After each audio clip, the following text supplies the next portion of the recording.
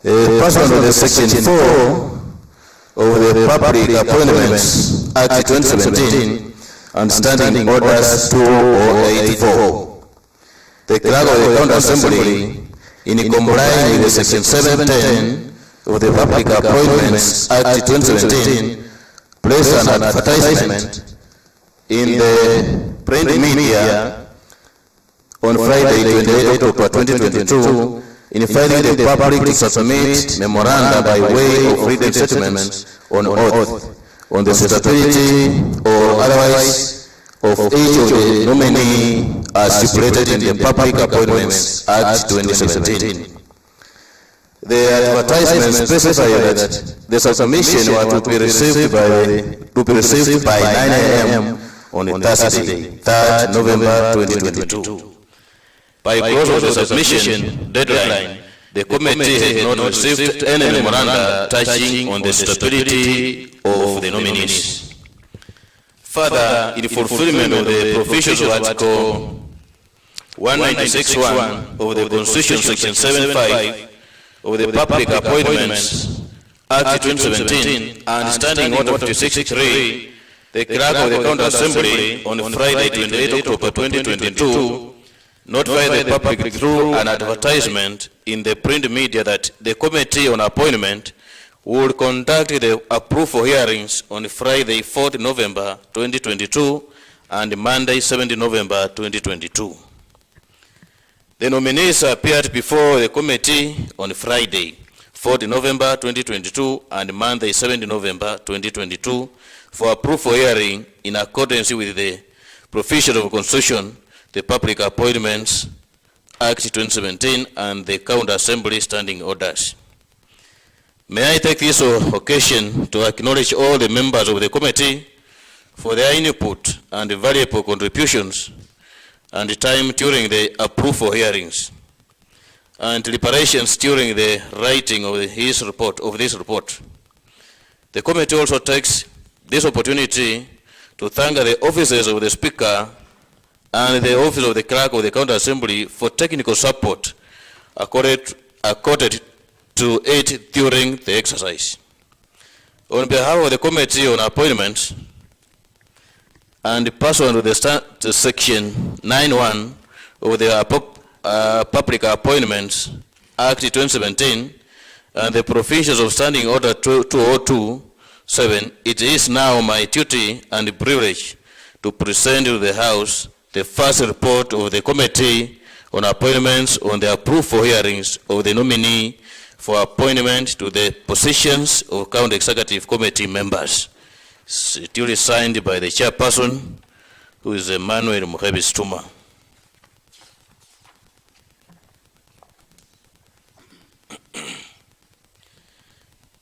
Preference, establishment and mandate of the committee.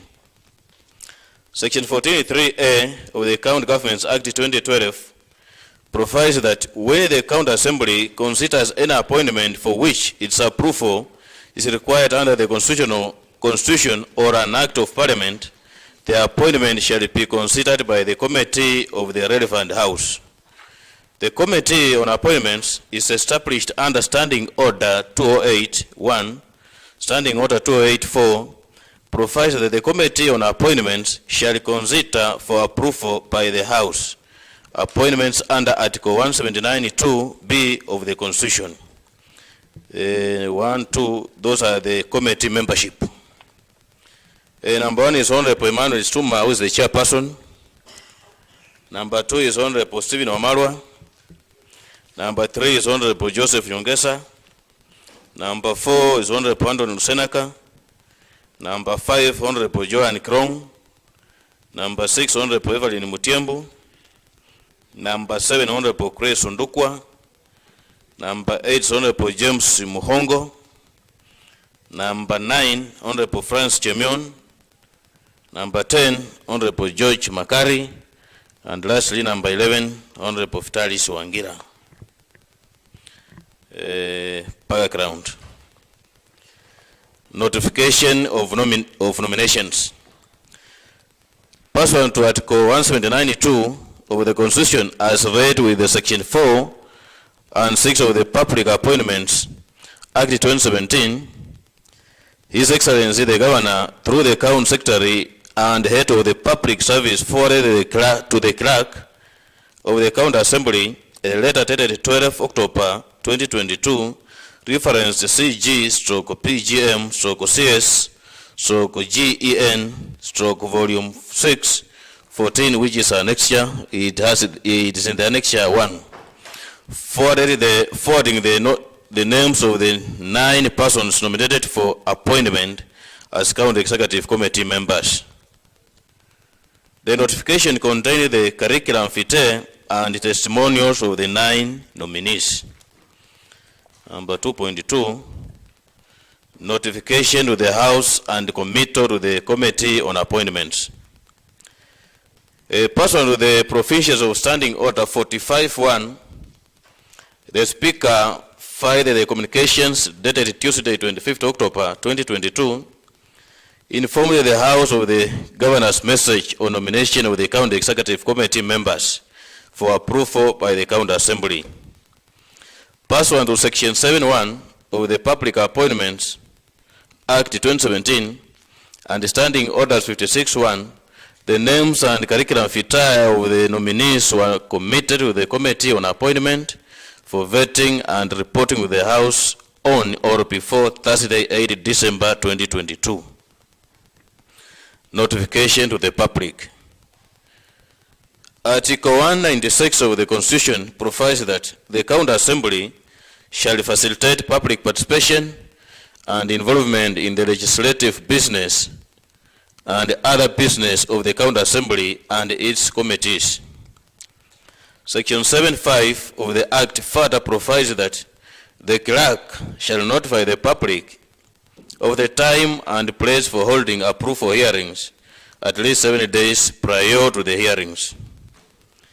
Further, Section 7.10 of the Public Appointments Act 2017 provides that any person may, prior to the approval hearing and by written statement on oath, provide the clerk with the evidence contesting the suitability of a candidate to hold the office to which the candidate has been nominated. Pursuant to the Article 196 of the Constitution, as read with the Section 7.4 and 10 of the Public Appointments Act 2017, the clerk of the County Assembly placed an advertisement in the print media on Friday, 28 October 2022. The advert contained notifications inviting the public to submit memoranda in conformity with Section 710 of the Public Appointments Act 2017 by Thursday, 3rd November 2022 at 9 a.m. On Friday, 28 October 2022, and pursuant to the Article 196 of the Constitution, Section 7.5 of the Public Appointments Act 2017 and Standing Order 56.3, the clerk of the County Assembly through the print media notified the general public that the approval hearing for nominees will be conducted on Friday, 4th November 2022 and Monday, 7th November 2022.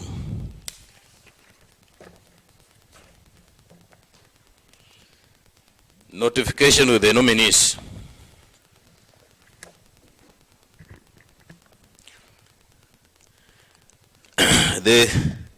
The clerk of the County Assembly further invited the nominees through print media to attend their approval hearings in accordance with Section 7.4 of the Public Appointments Act 2017.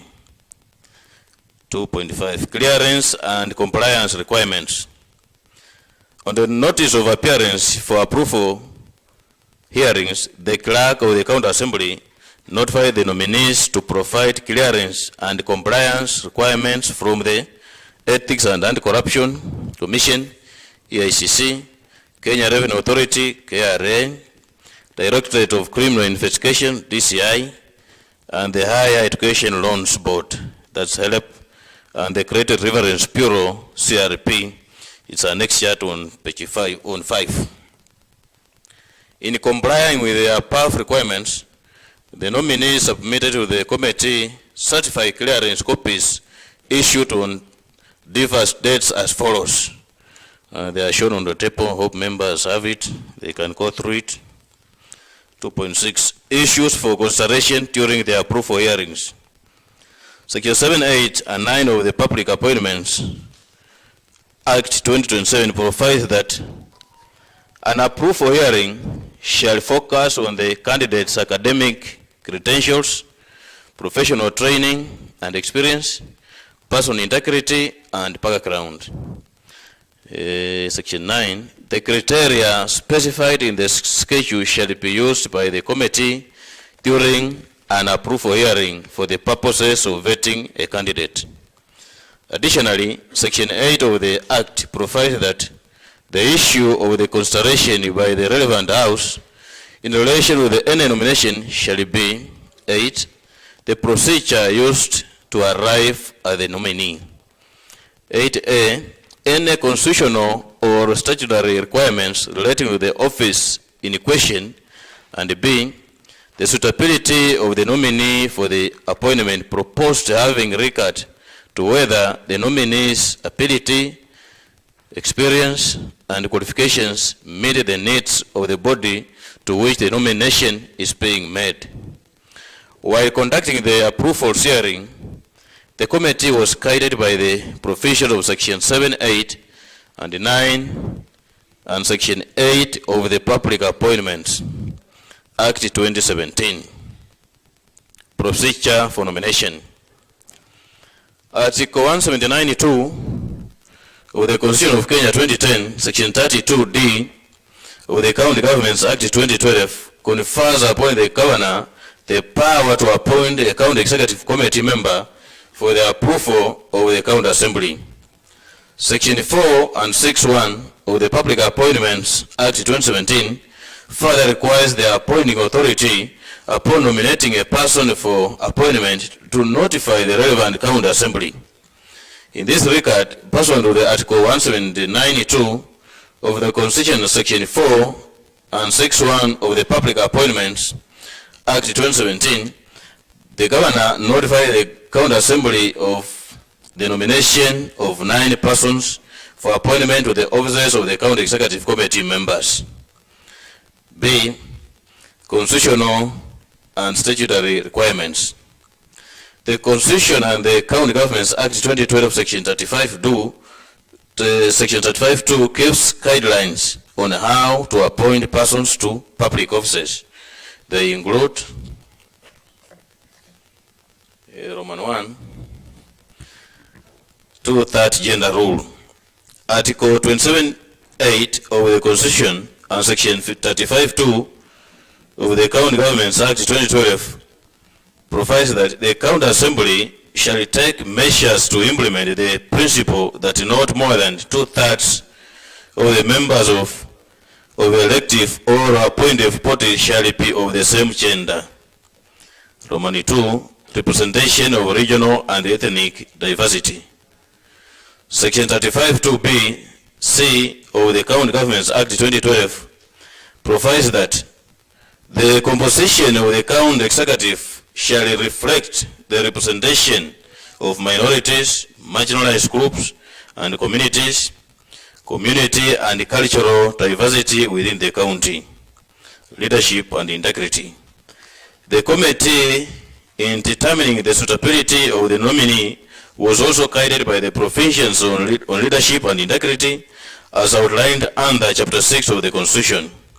In particular, Article 73(2) of the Constitution provides that the guiding principle of leadership and integrity include Section 73(2)(a), the section on the basis of the personal integrity, competence, and suitability or election in a free and fair election.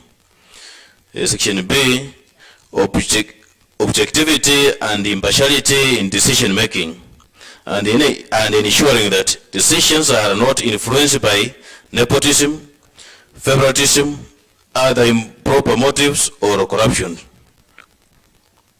or corrupt practices. Section C should be selfless service based solely on the public interest, demonstrated by 1, honesty in the execution of the public duties and the declaration of any personal interest that may conflict with the public duties. D, accountability to the public for decision and actions. Then lastly, E, discipline and commitment in the service to the people. Article 75 of the Constitution requires a state officer, whether in a public or private life, to behave in a manner that avoids conflicts between personal interest and public official duties. This article further prohibits a state officer who has been removed from office under it from holding any other state office. Article 77(1) of the Constitution prohibits a full-time state officer from participating in any other gainful employment. Article 78 of the Constitution disqualifies persons who are not Kenyan citizens from appointment as state officers. In addition, the committee considered Section 10 of the Leadership and Integrity Act 2012 in particular, which provides that a state officer shall do the best of their ability to carry out their duties and office efficiently and honestly. B, carry out the duties in a transparent and accountable manner. C, keep accurate records and documents relating to the functions of the office. And lastly, D, report truthfully on all matters of the organization which they represent. C, suitability of nominee with regard to the nominee abilities, experience, and qualities.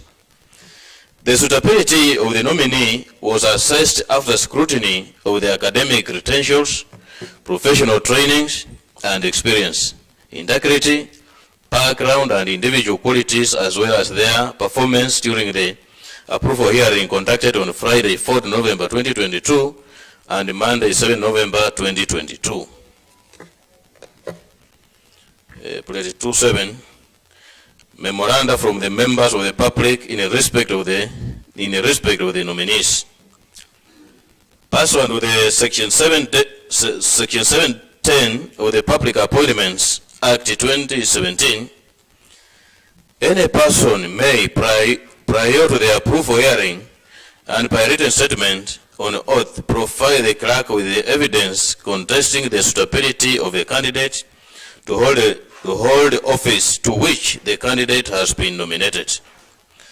The clerk of the County Assembly placed an advertisement in the print media on Friday, 28 October 2022, inviting the public to submit memoranda by way of written statements on oath on the suitability or otherwise of the nominee in conformity with Section 710 of the Public Appointments Act 2017. In this regard, the committee received no memoranda on the 9 nominees. 2.8 Pre-approval hearings meeting. The committee held a pre-approval hearing meeting on Thursday, 3rd November 2022 and noted the following. Roman 1. That none of the nominees had notified the clerk of the County Assembly of their withdrawal from approval process as outlined under Section 712 of the Public Appointments Act 2017. Roman 2. That Article 179(3)(a) of the Constitution provides that 193A, the number of members appointed under Clause 2P shall not exceed 10 if the Assembly has 30 or more members. That the committee will examine the nominees against the criteria set out in the Section 8 of the Public Appointments Act 2017. 3.0. Approval hearing of the nominees.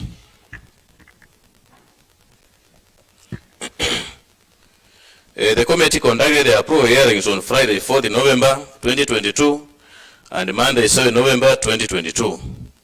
The nominees were vetted under oath pursuant to the Public Appointments Act 2017 and the County Assembly of Bungoma Standing Orders. The first nominee was Dr. Wamamili Wanyonyi, nominee for position of the County Executive Committee Member for Education and Vocational Training.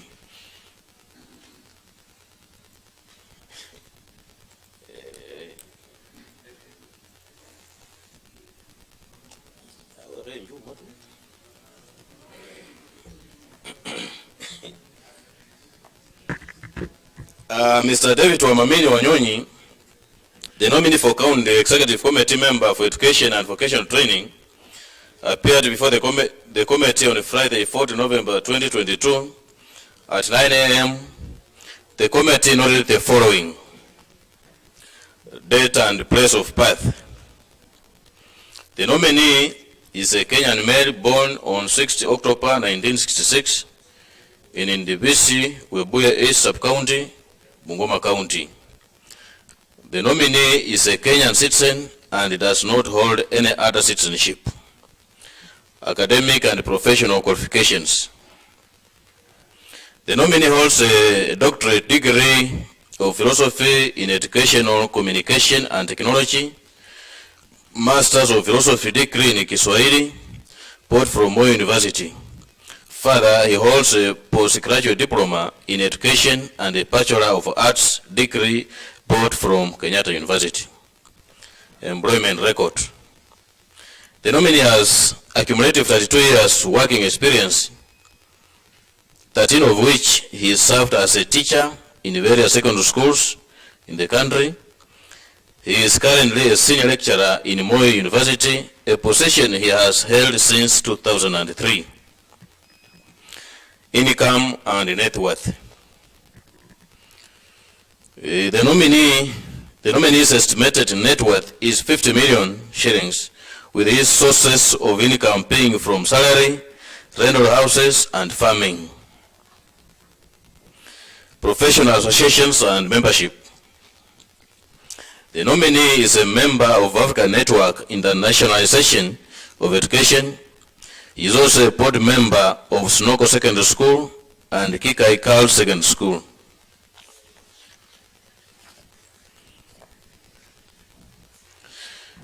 Published writings. The nominee has made 15 publications which he has listed in his curriculum vitae. Potential conflict of interest. The questionnaire filled by the nominee indicates that there were no areas that would create potential conflict of interest. During the approval hearing, he stated that as a public officer, if such a case arises, then he will declare his interest and disqualify himself from participating in any such a process. Pro bono stroke charity work. The nominee is involved in charity work through contributions and donations to churches and other institutions. Integrity. The nominee has neither been charged in a court of law nor mentioned in any investigatory report of Parliament or any commission of inquiry in the last 3 years. He has also never been dismissed or otherwise removed from office for contravention of the provision of Article 75 of the Constitution. General sector specific questions. The committee posed several questions to the nominee on his knowledge of the public service. The nominee responded as follows. On the functions of the County Executive Committee, the nominee stated that he was aware of the functions of the County Executive Committee member as outlined in the Article 183 of the Constitution of Kenya 2010. On the shortage of VCT teachers across the county, the nominee informed the committee that he will follow the laid down guidelines while addressing the shortage. Regarding working relationship with the County Assembly, the nominee committed that he will create a synergized relationship with the legislative arm of the county government. On outstanding commitments in scholarship and bursaries, the nominee indicated that once he assumes office, he will first determine the authenticity of the beneficiaries before making any commitments. With regard to the report by the Education Task Force on county scholarship, the nominee agreed with the findings of the report and stated that the officers responsible need to take responsibility for the stated malpractices. Committee observations on the suitability of the nominee. The committee, having considered the nominees filed a questionnaire pursuant to Section 6(8) of the Public Appointments Act 2017, his curriculum vitae, and having heard his oral submissions during the approval hearing, made the following observations. 1. That the nominee is a senior lecturer at Moi University, having served in the university since 2003. 2. That the nominee meets the requirements of Chapter 6 of the Constitution on leadership and integrity. 3. That the nominee has not been charged in any court of law in the past 3 years. 4. That the nominee has never been dismissed from office under Article 75 of the Constitution for contravention of provisions of Article 75(1), conflict of interest, Article 176, financial property. 5. From his submission during approval hearing, the nominee demonstrated knowledge, skills, and experience in leadership and institutional management. He was also conversant with the role of the county executive member, as well as laws and policies related to his position. 6. That in accordance with Article 78(1) and 2 of the Constitution, the nominee is eligible for appointment to the state office since he is a Kenyan citizen born in Bungoma County and does not hold any dual citizenship.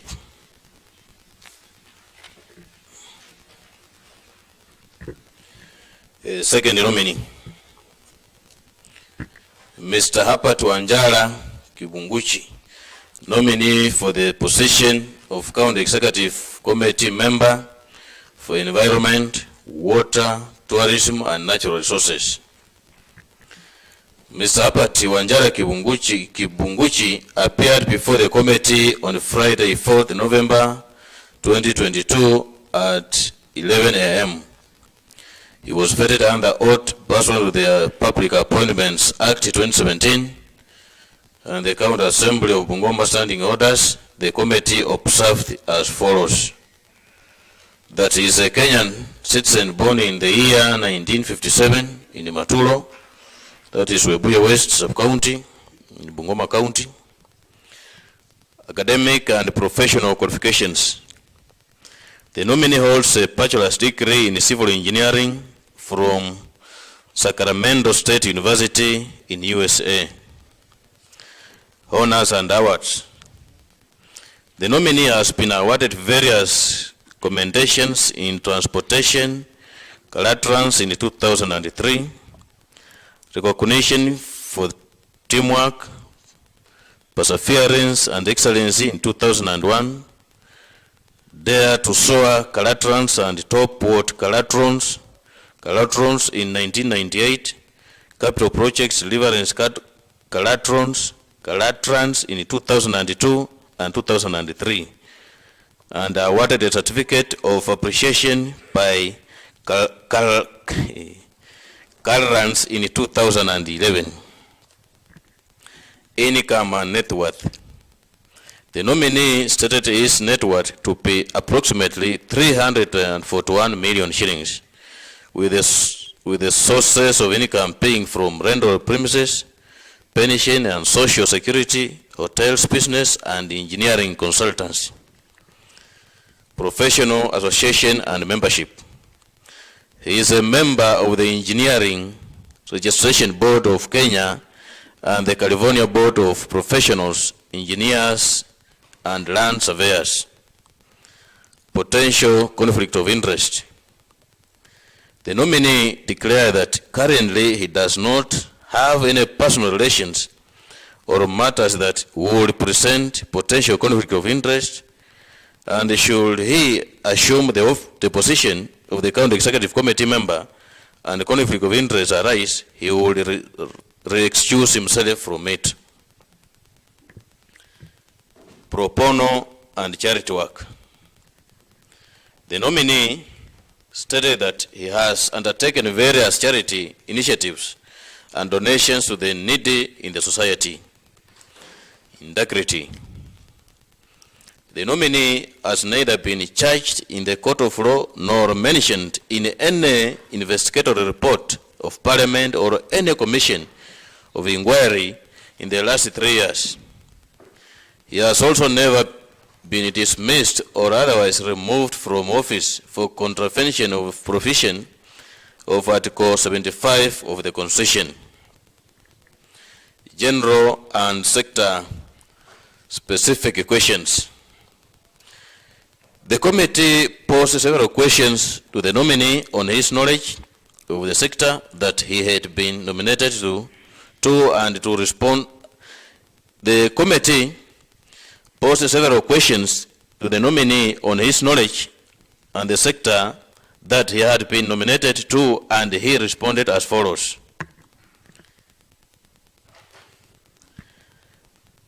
Integration of his knowledge and experience to the docket that has been nominated for.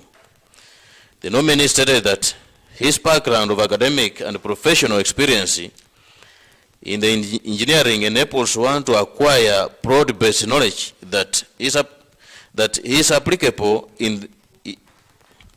The nominee stated that his background of academic and professional experience in the engineering enables one to acquire broad-based knowledge that is applicable in the docket, that he adapts very easily to any environment and hence comfortable with the department that he has been nominated to. On water needs within the county, the nominee responded as follows. The nominee acknowledged that there was a water shortage in the county, hence the need to secure the water sources, which will include the protection of the water tower in Mount Elgon. The nominee underscored the need of drilling boreholes in the wards to supplement tap water supply.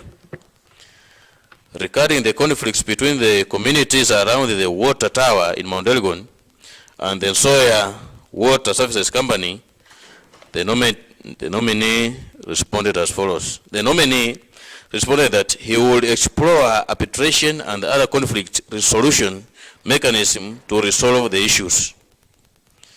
On promoting tourism within the county, the nominee informed the committee that there was need for the county government to improve the road network leading up to the Mount Elgon National Park on the lower entrance through Kapsokwony to aid access to the facility. He also stated that if confirmed to the position, he will work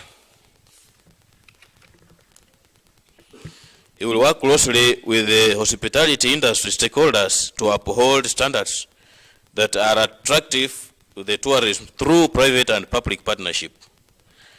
On environmental conversation, the nominee observed that in view of the climate change, there was need to increase forest cover in line with the President's directive, and that he will work with the country residents with focus on growing fruit trees.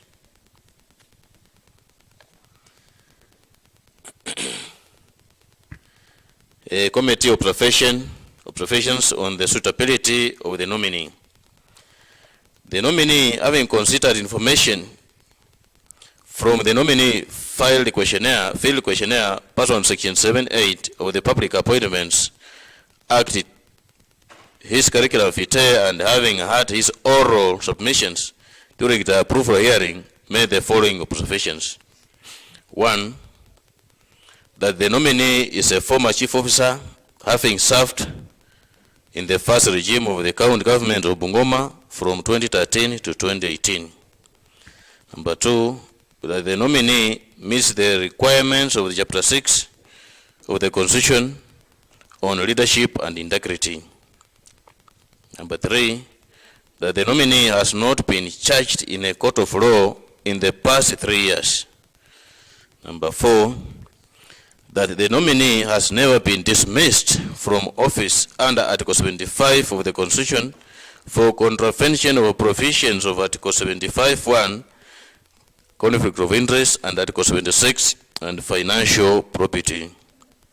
Number 5, that the nominee demonstrated knowledge of topical administrative and technical issues touching on the office of the County Executive Member, the County Executive Committee Member for Environment, Water, and Natural Resources. Lastly, number 6, that in accordance with Article 78(1) and 2 of the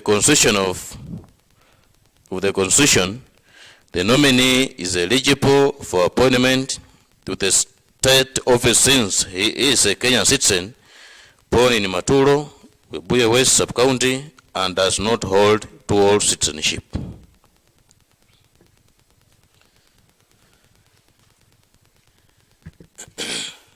Nominee number 3, Ms. Caroline Halai Makali, nominee for the position of the County Executive Committee Member for Trade, Energy, and Industrialization. Ms. Caroline Halai Makali, the nominee for County Executive Committee Member for Trade, Energy, and Industrialization, appeared before the committee on 4th November 2022 at 12 p.m.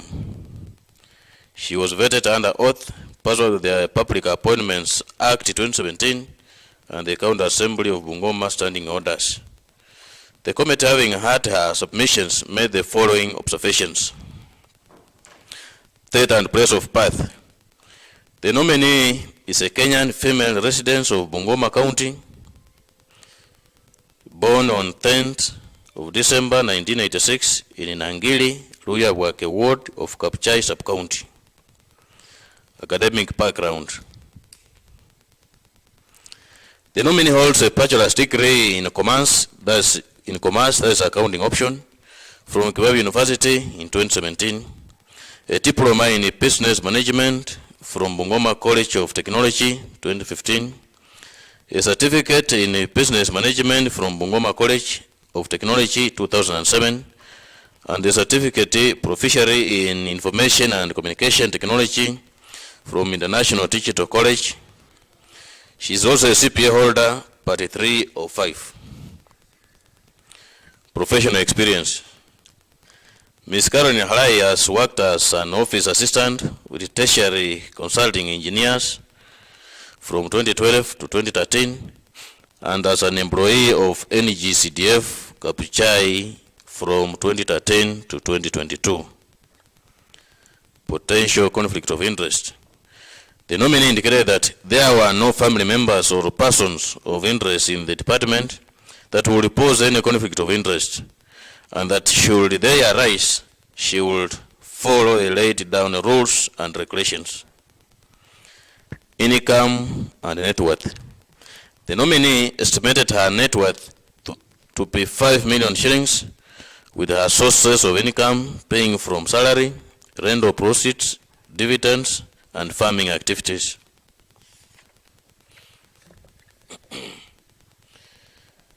A pro bono stroke charity work. The nominee informed the committee that she has done donations to Kandui Children's Home and sponsored the students to undertake a diploma course in Kisiwa Technical Institute. She has also donated fruit seedlings to various schools in Luyabwake Ward. Integrity. The nominee has neither been charged in a court of law nor mentioned in any investigatory report of Parliament or any commission of inquiry in the last 3 years. She has also never been dismissed or otherwise removed from office for contravention of provisions of Article 25 of the Constitution. General and sector specific questions knowledge of the relevant field. From her submission, the nominee exhibited average understanding and experience in leadership and institutional management, especially on the position which she had been nominated to. Plans for the department. The nominee stated that if approved for the appointment, she was going to review some of the policies that were developed but not implemented. That together with the stakeholders and technocrats, they were going to work on policies such as trade loan policy, review and roll out financial assistance to membership of the public. On relevant work experience of the portfolio, the nominee acknowledged having average experience to the portfolio of her nomination and stated that she would borrow from her previous experiences and undertake capacity development to assist her perform the key functions. On how to address non-payment of trade loans, the nominee stated that with the help of the stakeholders, she will review policies that will regulate the payment period, that she will form a team that will look into ways of recouping the outstanding debt. On the creation of industries and job creations, the nominee said that she will make sure that commitments in the governor's manifesto are well aligned with the department policies, that she intends to push for the revival of industries such as Malakisi Chinnery and Chwele Chicken Slaughterhouse. On the Chebukube trade relocation, with regard to how the nominee will ensure that Chebukube market traders in Bungoma town move into the newly constructed market block, the nominee was non-committal on her intentions with the matter. Committee observations on the suitability of the nominee. The committee, having considered the nominee's field questionnaire pursuant to Section 7(8) of the Public Appointments Act 2017, her curriculum vitae, and having had her oral submission during the approval hearing, made the following observations. 1. That the nominee is serving as employee at the NGCDF Kapichai constituency since 2014. That the nominee meets the requirements of Chapter 6 of the Constitution on leadership and integrity. 3. That the nominee has not been charged in any court of law in the past 3 years. 4. That the nominee has never been dismissed from office under Article 75 of the Constitution for contravention of the provisions of Article 75(1), conflict of interest, Article 76, financial property. Then in number 5, that the nominee had average understanding of the general topic, administrative and technical issues touching on the functions of the County Executive Committee member. Number 6, that in accordance with the Article 78(1) and 2 of the Constitution, the nominee is eligible for appointment to the state office since she is a Kenyan citizen born in Bungoma County and does not hold any dual citizenship.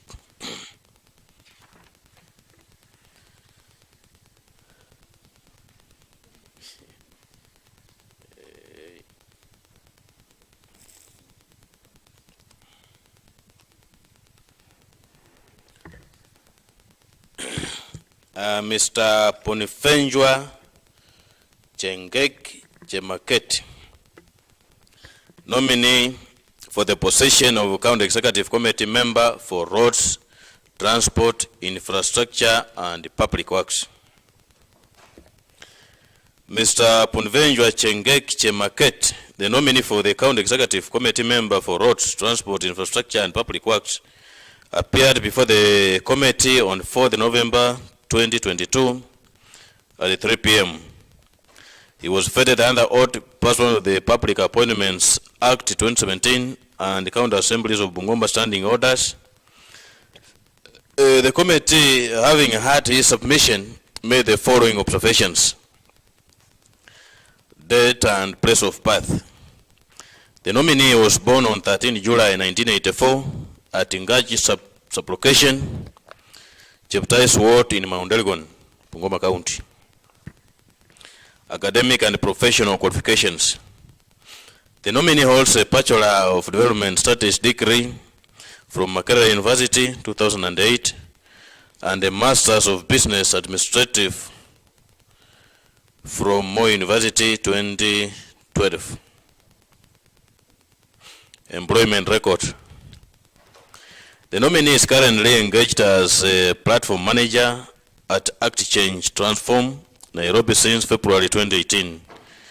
He has worked as the project officer at Pact Inc. from January to December 2011, and also with the Interim Independent Electoral Commission from December 2010 to January 2012. Honors and awards. The nominee has received awards and honors from Novik Netherlands Fellowship, International Research and Exchange Board, IREX, income and net worth. The nominee stated that his estimated net worth is 91,700,000 shillings. His sources of income range from salary, rental income, farming activities to provisions of consultancy services.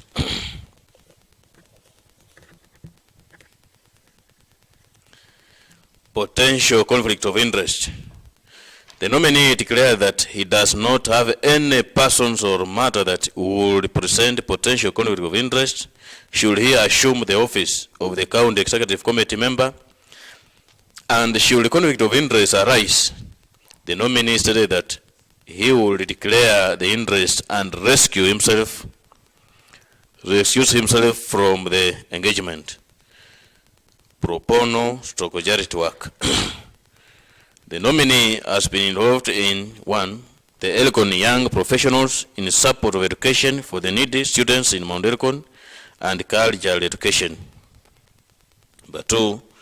The Bungoma 4x4 Environmental Conservation and Protection of the Chumbo Church initiative in Mount Elgon Forest. Integrity. The nominee has neither been charged in a court of law nor mentioned in any investigatory report of parliamentary or any commission of inquiry in the last 3 years.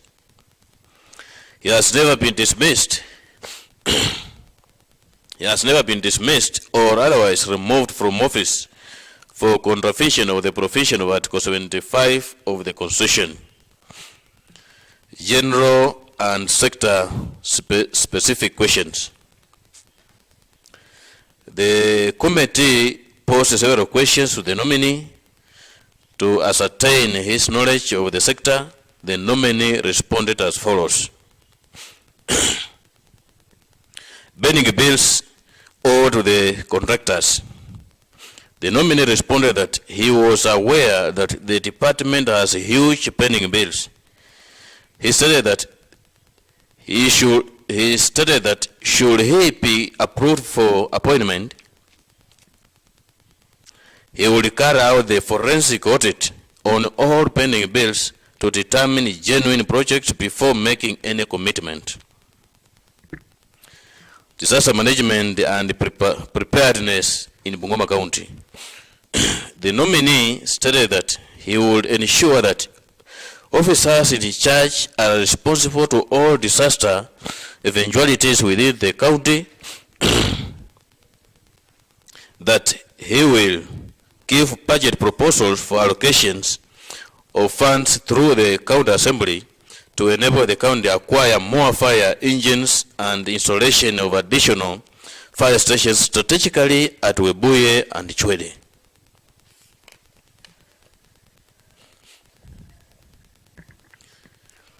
Major road projects in the county.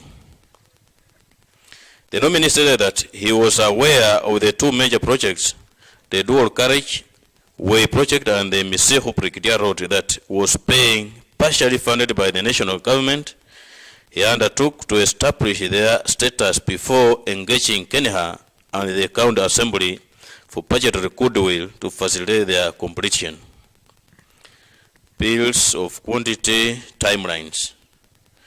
The nominee stated that the delay in preparation of bills and quantities was a hindrance to the implementation of several county projects, that if approved, he will create specialized teams to manage timely preparation of PQs for effective tendering and distribution of resources.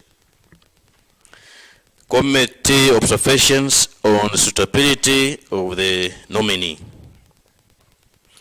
The committee, having considered the nominee's field questionnaire pursuant to Section 7(8) of the Public Appointments Act 2017, his curriculum vitae, and having had his oral submissions during the approval hearing, made the following observations. 1. That the nominee has been working at Act Change Transform, Nairobi since January 2012, where he has risen to the position of a platform manager. 2. That the nominee meets the requirements of Chapter 6 of the Constitution on leadership and integrity. 3. That the nominee has not been charged in any court of law in the past 3 years. That the nominee has never been dismissed from office under Article 75 of the Constitution, and for contravention of the provisions of Article 75(1), conflict of interest, and Article 76, financial property. Number 5, that the nominee demonstrated knowledge of topical, administrative, and technical issues on roads, transport, infrastructure, and public works. That in accordance with Article 78(1) and 2 of the Constitution, the nominee is eligible for appointment to state office since he is a Kenyan citizen born in Gachi sub-location, Cheptais in Mount Elgon, and does not hold dual citizenship. 3.5. Dr. Andrew Wekesa, nominee for the position of the County Executive Committee member for Health and Sanitation. Dr. Andrew Wekesa Wamalwa, the nominee for County Executive Committee member for Roads. Dr. Andrew Wekesa Wamalwa, nominee for the County Executive Committee member for Health and Sanitation. There's a slight mistake, Speaker. Instead of capturing roads, they captured, instead of capturing health, they captured roads. So members should understand that one is meant for health. It's correct with the catch they're having. Yeah. The one they're having on their catch is corrected. It's base specific health and sanitation. He was vetted under oath pursuant to the Public Appointments Act 2017 and the County Assembly of Bungoma standing orders. The committee, having had his submissions, made the following observations. Date and place of birth. That he is a Kenyan citizen born on 4th September 1983 in Lukari, Kakamega County. Academic and professional qualifications. That he holds a Master's of Medicine in Family Medicine 2022 from the University of Medical Sciences of Havana in Cuba, ongoing Masters of Science in Health Economics and Policy Studies at the University of Nairobi, and a Bachelor of Medicine and Surgery degree 2008 from the University of Nairobi. The nominee has undertaken the following professional courses: Leadership Development Program by Management Science for Health, Performance Contracting, and Reporting for Human Resource. Providers as advocates, training by IPAS and value clarification and attitude transformation in health. Work and professional experience.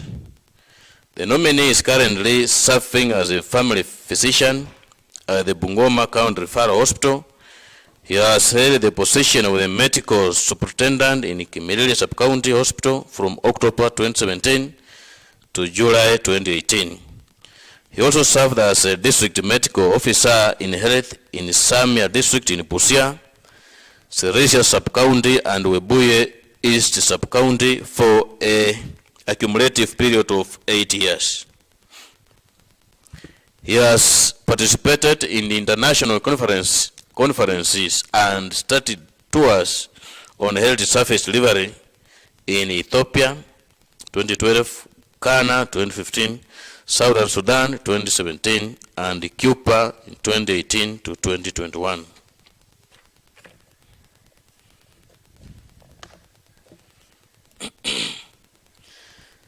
His other experience has been acquired through collaboration with non-governmental organizations including AMREF, Population Services International, AMPATH, IPAS Africa Alliance, AFIA Plus, Maria Stoppers, Kenya Management Services for Health, International Rescue Committees, Capacity Kenya, Commission for the Implementation of the Constitution, and various community-based organizations. The nominee has a practicing medical license issued by the Kenya Medical Practitioners and Dentists Council and is a member of the Kenya Association of Family Physicians. Potential conflict of interest.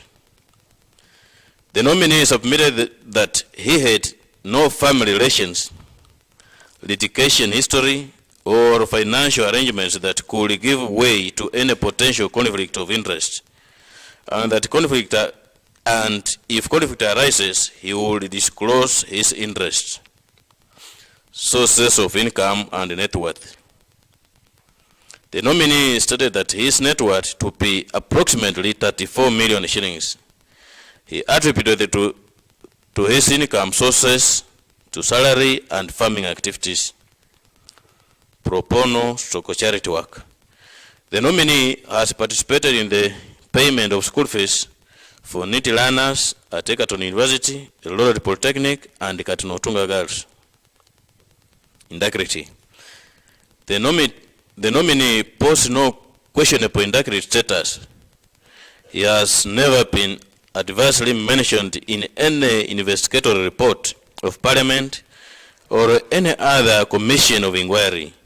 He has also not been charged in any court of law in the last 3 years.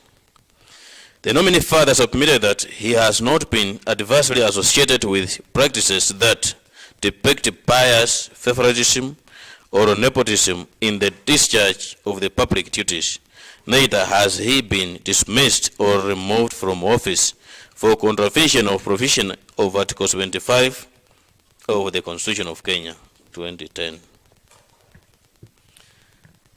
General and sector-specific questions.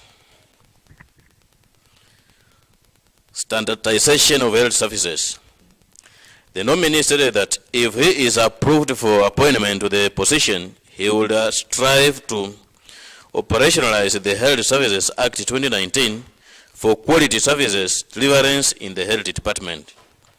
That he would champion for enhancement of internal audit mechanism to forestall any malpractices within the medical facilities across the county. On drugs management, the nominee committed to fast-track drugs surveillance mechanism in pharmacy so as to ensure proper drugs distribution and management across the county health facilities. Additionally, he stated that he would ensure mapping of the diseases from the sub-county level to ensure social accountability and community participation. On revenue enhancement in the public health facilities, the nominee stated that he would champion for the enactment of the health financing policy to rationalize charges across the various health facilities in the county. That he would fast-track the automation of revenue collection in peripheral facilities to harmonize revenue collection. Committee observations on the suitability of the nominee.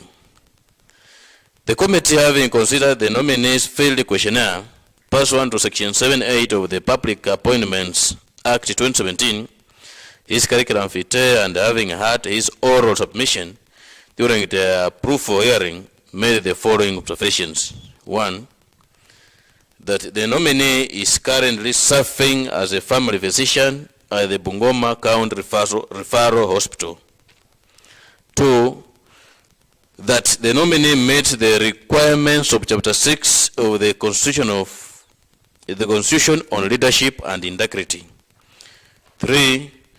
That the nominee has not been charged in the court of law in the past 3 years. 4. That the nominee has never been dismissed from office under Article 75 of the Constitution for contravention of provision of Article 75(1), conflict of interest, and Article 76, financial property. Number 5, that the nominee demonstrated knowledge of topical, administrative, and technical issues touching on the office of the County Executive Committee member for health and sanitation. And lastly, number 6, that in accordance with Article 78(1) and 2 of the Constitution, the nominee is eligible for appointment to the state office since he is a Kenyan citizen, born in Lukari, Kakamega County, and does not hold any dual citizenship.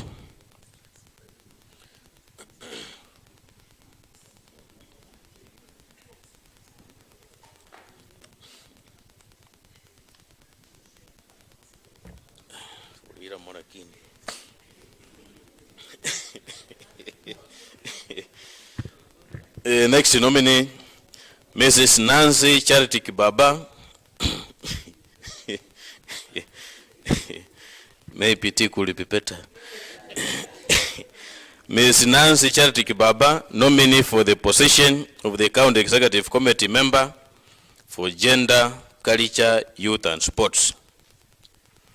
Ms. Charity Kibaba, nominee for the position of the County Executive Committee member for Gender, Culture, Youth and Sports, appeared before the committee on Monday, 7 November 2022 at 9 a.m. She was vetted under oath and pursuant to the Public Appointments Act 2017 and the County Assembly of Bungoma standing orders. The committee observed as follows: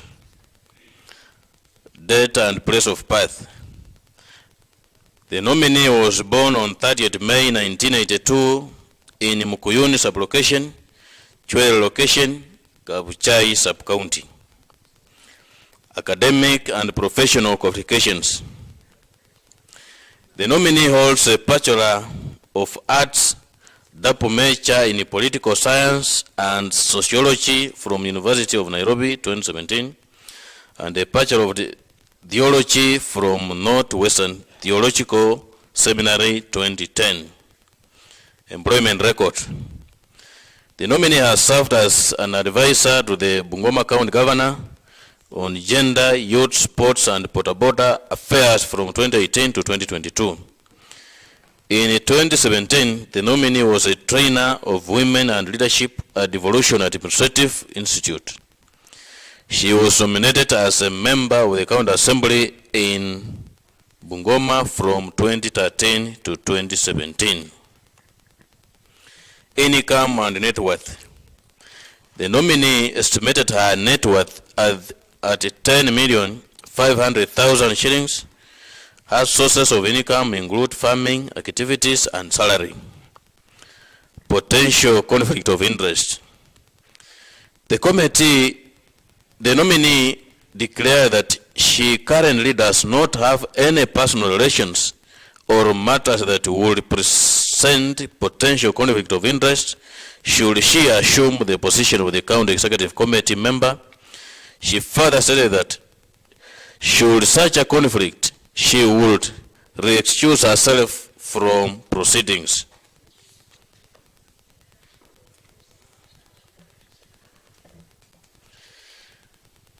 Pro bono / charity work.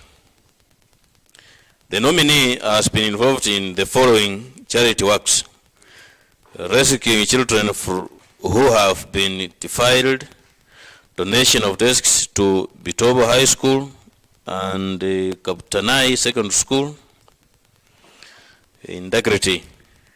The nominee has neither been charged in any court of law nor mentioned in any investigatory report of the Parliament or any commission of inquiry in the last 3 years. She has also never been dismissed or otherwise removed from office for contravention of the provisions of Article 75 of the Constitution. General and sector specific questions. The committee posed several questions to the nominee on her knowledge of the sector. The nominee responded as follows: presentation and promotion of Bungoma heritage. The nominee stated that she will work on policies and bills that will promote culture, art and creative industry. That through introduction of sporting events and cultural days in the county, she intends to promote culture. The status of the stadia in the county. The nominee named Masinde Muliro Stadium, Nalondo Stadium, Mutala Stadium, Bakalo Stadium, Mayuba Stadium, and Chemonge High Altitude Center as sports and recreational facilities within the county. She was able to elaborate on the status of each of the facilities and spelled out measures that she would undertake to improve on the said facilities if she was approved for the appointment to the office of CEC member. The nominee emphasized on the need to have standard sporting facilities in the county. She stated that she was ready to present budget proposals to the county assembly that will enable the completion of the construction at the Kandui Stadium, as well as the High Altitude Training Center in Mount Elgon to promote sporting talents and events. Committee observation on the suitability of the nominee. The committee, having considered the nominee's field questionnaire pursuant to Section 7(8) of the Public Appointments Act 2017, her curriculum vitae, and having had her oral submissions during the approval hearing, made the following observations. Number one, that the nominee was the immediate former advisor to the governor of Bungoma County on matters concerning gender, youth, sports, and porta-potty affairs. Two, that the nominee meets the requirements of Chapter 6 of the Constitution on the leadership and integrity. Three, that the nominee has not been charged in a court of law in the past 3 years. Number four, that the nominee has never been dismissed from office under Article 75 of the Constitution for contravention of the provisions of Article 75(1), conflict of interest, Article 76, financial property. Number five, that the nominee demonstrated knowledge of topical administrative and issues touching on gender, culture, youth, and sports in Bungoma County.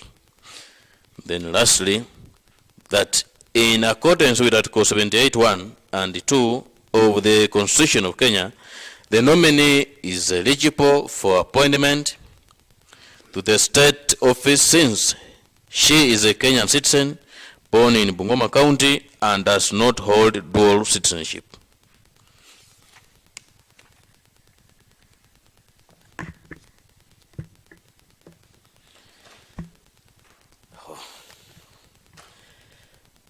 Uh, 3.7, Mrs. Monica Salano Feather, nominee for the opposition of County Executive Committee member for Agriculture, Livestock, Fisheries, Irrigation, and Cooperative Development.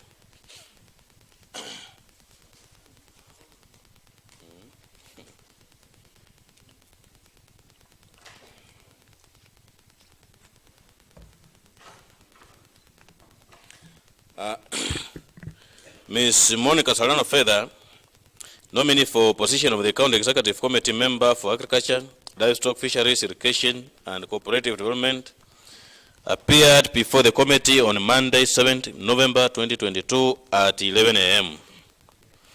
She was vetted under oath and pursuant to the Public Appointments Act 2017 and the County Assembly of Bungoma Standing Orders. The committee observed as follows: date and place of birth. The nominee is a Kenyan female born on 15 July 1968 in Naitiri sub-location, Dongoren in Bungoma County. Academic and professional qualifications. She holds a bachelor degree in agriculture and home economics from Egerton University and a Master of Science degree in food science and post-harvest technology from Jomo Kenyatta University of Agriculture and Technology. Work and professional experience. The nominee is currently serving as a sub-county agricultural officer in Seme, Kisumu County. She served as chief officer in the county government of Bungoma under the Department of Education, Youth Affairs and Sports from 2015 to 2018. She also served as the acting chief officer in the Department of Livestock and Fisheries from 2015 to 2016. And substantive chief officer for agriculture, irrigation and cooperative from 2014 to 2015. The nominee served as agricultural officer in the Ministry of Agriculture in Kisumu West and Keio districts.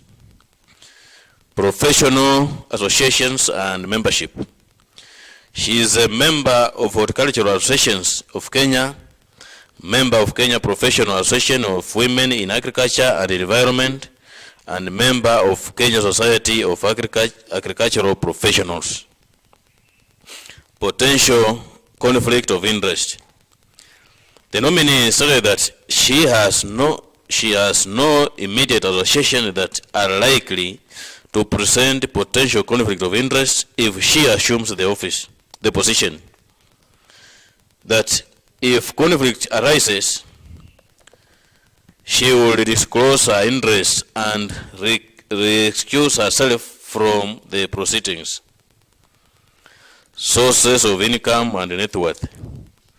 The nominee estimated her net worth to be 30 million shillings, with the sources of income being from salary, dairy farming, maize farming, and tractor hire services. Pro bono stroke charity work. The nominee informed the committee that she has assisted in construction of several churches where she donated bags of cement and cash. Integrity. The nominee has neither been charged in the court of law nor mentioned in any investigative report of Parliament or any commission of inquiry in the last 3 years. She has also never been dismissed or otherwise removed from the office for contravention of the provision of Article 75 of the Constitution. General sector specific questions to the nominee. On the issue of fertilizer distribution, the nominee stated that she would ensure that subsidized fertilizer will be given to needy persons across the 45 wards. She added that there was need of a policy formulation to guide the distribution process. Agriculture sector in Bungoma. The nominee listed the challenges facing the farmers and shared the strategies that she would use, which include professional training and workshops to capacity build their abilities. Programs for the department. The nominee informed the committee that she intends to sensitize farmers on the benefits of the agribusiness and that she will introduce agricultural fund agriculture guarantee scheme as well as introduction of subsidy programs to caution the poultry farming in the county.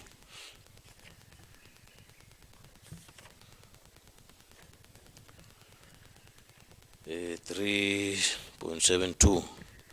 Committee of Professions on the suitability of the nominee. The committee, having considered the nominees' field questionnaire, pursuant to Section 7(8) of the Public Appointments Act 2017, her curriculum vitae, and having had his oral submission during the approval hearing, made the following observations. 1.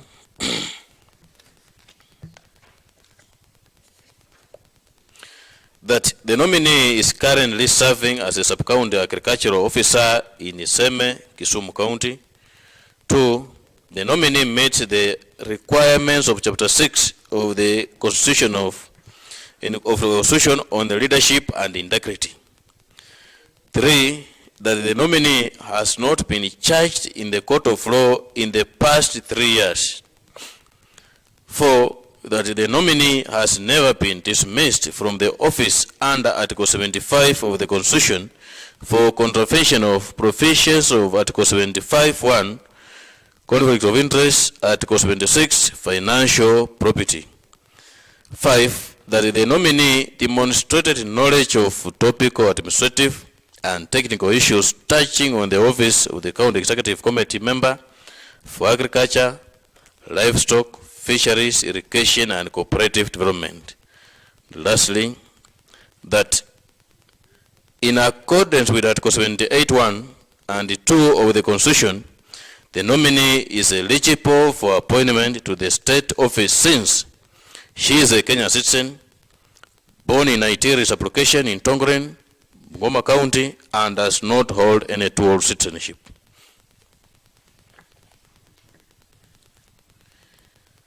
Mr. Wekesa Douglas Asita,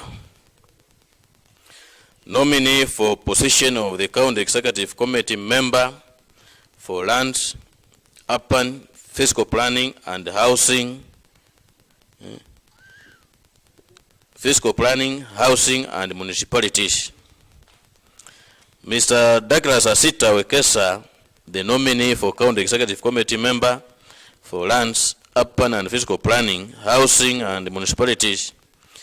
The nominee appeared before the committee on Monday, 7th November 2022 at 12:30 p.m.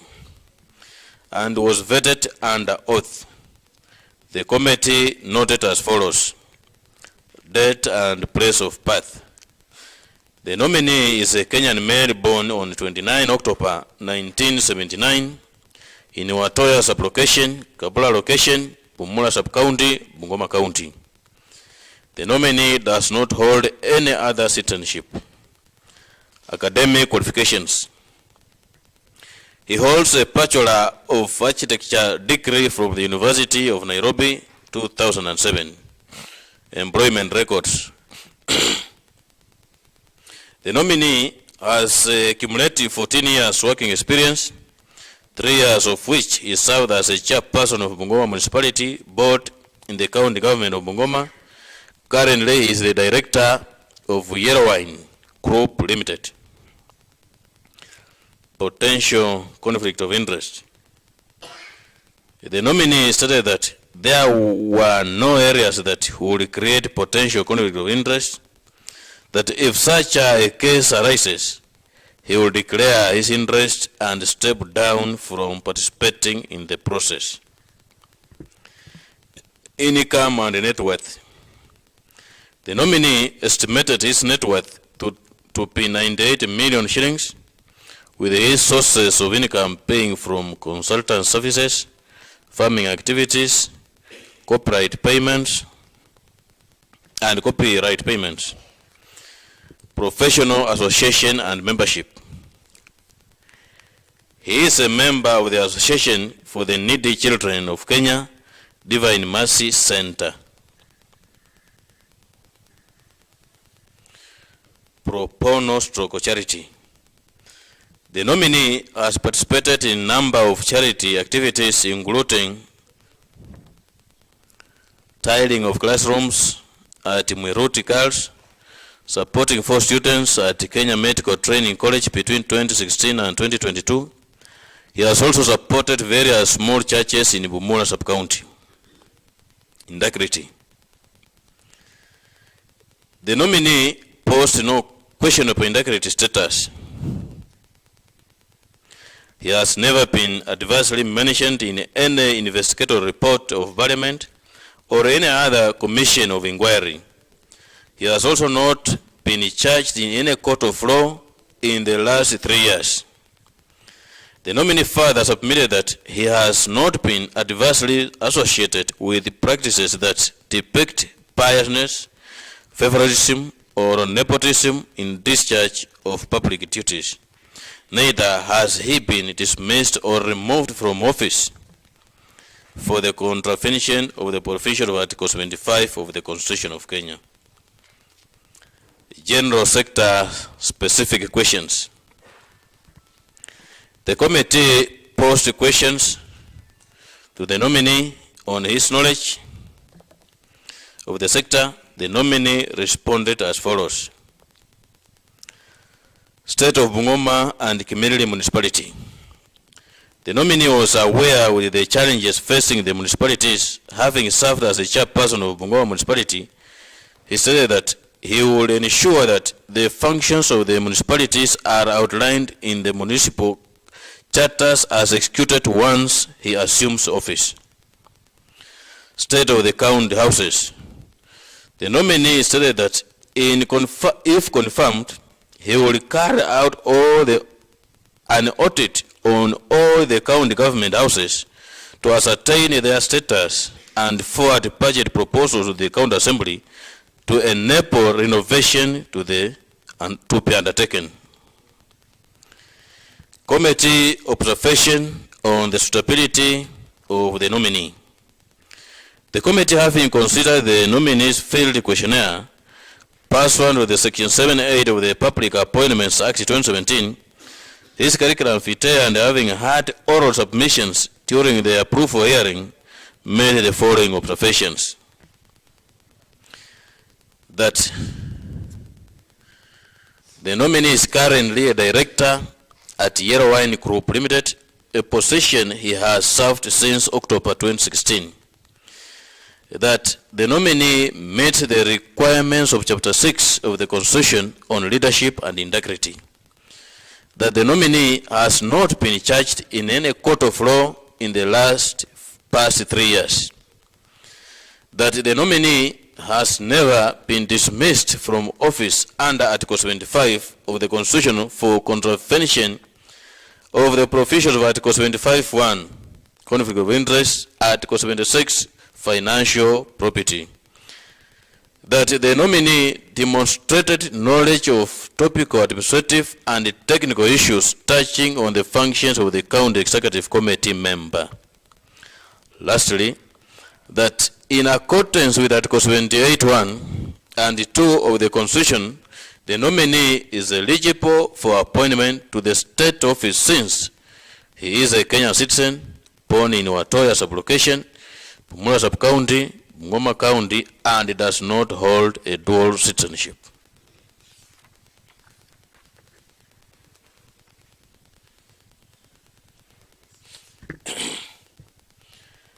Mr. Benedict S. Romo Emachar, nominee for the position of the County Executive Committee member for Public Service Management and Administration. Mr. Benedict S. Romo Emachar, nominee for the position of the County Executive member for Public Service Management and Administration, appeared before the committee on Monday, 7 November 2022 at 3 p.m. He was feted under oath pursuant to the Public Appointments Act 2017 and the County Assembly of Bungoma Standing Orders. The committee observed as follows. Date and place of birth.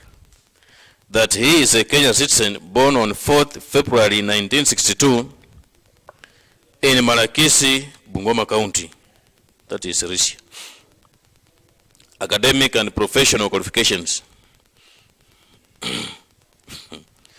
He holds a bachelor's degree of commerce in 1987 and professional accounting certificate CPA Part 2 1989. Work and professional experience. The nominee served as economic advisor to the governor of Bungoma County between June 2013 and October 2017. He was the Constituency Development Fund Manager for Mount Elgon, Kimilili, and Butula from September 2007 to May 2013. He also served as the Credit Controller for the Kenya Postal Directorates Limited from March 1994 to November 2005, the Assistant Credit Controller at the National Newspaper from January 1992 to February 1994, the Assistant Accountant with the National Newspaper from February 1991 to December 1991, Assistant Accountant with Coca-Cola Africa from May 1990 to January 1991, the Deputy Internal Auditor at Mumias Sugar Company from January 1989 to December 1989.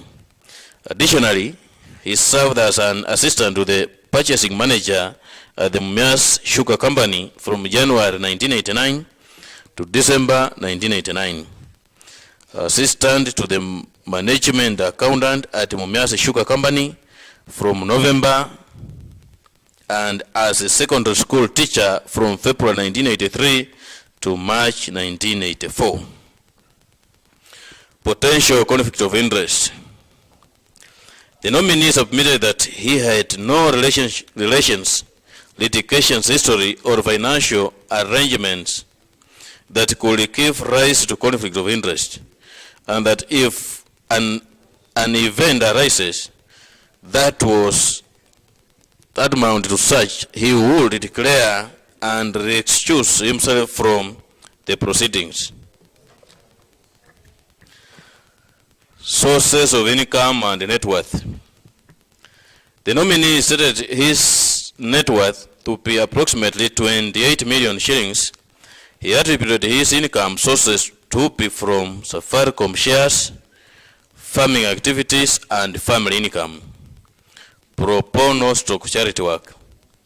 The nominee has participated in providing donations to community projects, building of schools, and payment of school fees for several learners, as well as championing several church development projects. Integrity. The nominee posed no questionable integrity status. He has never been adversely mentioned in any investigatory report of the Parliament or any commission of inquiry. He has also not been charged in any court of law in the last 3 years. The nominee further submitted that he has not been adversely associated with practices that depict biasness, favoritism, or nepotism in discharge of his public duties. Neither has he been dismissed or removed from office for contravention of provision of Article 75 of the Constitution. General sector specific questions. The committee posed several questions to the nominee on his knowledge of the sector he had been nominated. The nominee responded as follows. The county public service. The nominee acknowledged that the county wage bill had surpassed the recommended 35% of the county annual budget, and stated that he would endeavor to rationalize the staff establishment through physical verification of the county workforce, that he would push for future recruitment to be conducted primarily through promotions from within and existing staff establishment, that he will champion for the institutionalization of the scheme of service to guide the service and introduce motivational aspects in a bid to create a conducive working environment.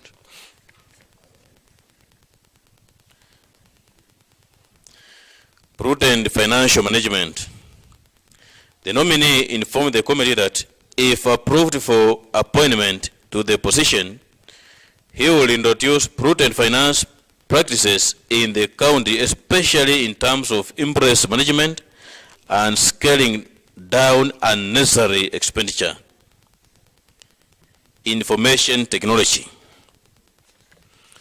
The nominee stated that if approved, he intends to integrate new age technology and in effect ensuring that the county website and crucial services are made interactive and available from county headquarters to the lowest unity of administration. Committee observations on the suitability of the nominee. The committee, having considered the nominee's field questionnaire, pursuant to Section 7(8) of the Public Appointments Act, his curriculum vitae, and having had his oral submission during the approval hearing, made the following observations. 1, that the nominee has worked in various positions in the public service, including an economic advisor to the governor, fund manager for Mount Elgon, Kimilili, and the Butula constituency development, and risen through several ranks in the corporate world. 2, the nominee meets requirements of Chapter 6 of the Constitution on leadership and integrity. 3, that the nominee has not been charged in a court of law in the past 3 years. 4, that the nominee has never been dismissed from office under Article 75 of the Constitution for contravention of provisions of Article 75(1), conflict of interest, and Article 76, financial property. 5, that the nominee demonstrated knowledge of topical administrative and technical issues touching on the office of the Executive Committee member for Public Service Management and Administration. Lastly, that accordance with Article 78(1) of the Constitution, the nominee is eligible for appointment to the state office since he is a Kenyan citizen, born in Malakisi, Bungoma County, does not hold any dual citizenship.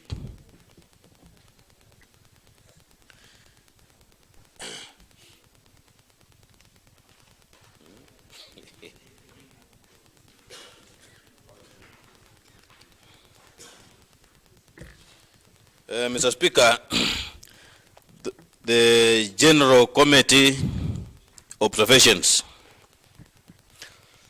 Pursuant to Section 7(8) and 9 and Section 8 of the Public Appointments Act 2017, the committee observed that the following nominees made the integrity threshold, demonstrated knowledge of topical, administrative and technical issues touching on the portfolios to which they had been nominated, and had the requisite abilities, academic qualifications, and professional experience to be approved for appointment. Number 1, that Dr. David Wamamiri Wanyonyi, nominee for the County Executive Committee member for Education and Vocational Training, to be approved, was approved by the committee. 2, Mr. Hapat Wanjala Kimunguchi, nominee for the County Executive Committee member for Tourism, Environment, Water and Natural Resources, was approved by the committee.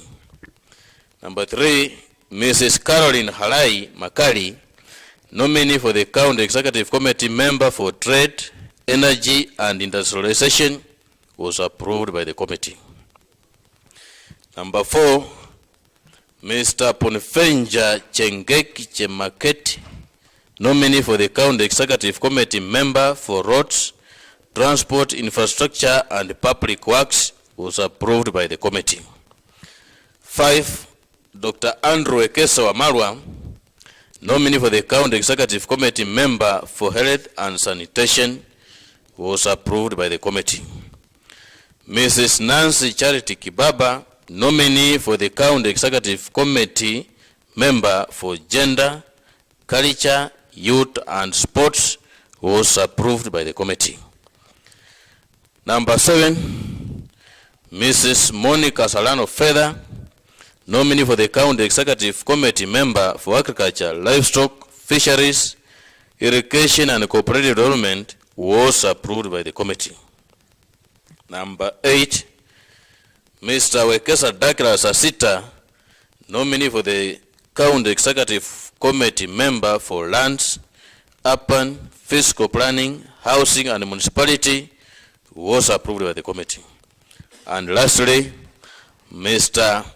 Benedict S. Romo Emachar, nominee for the County Executive Committee member for Public Service Management and Administration, was approved by the member.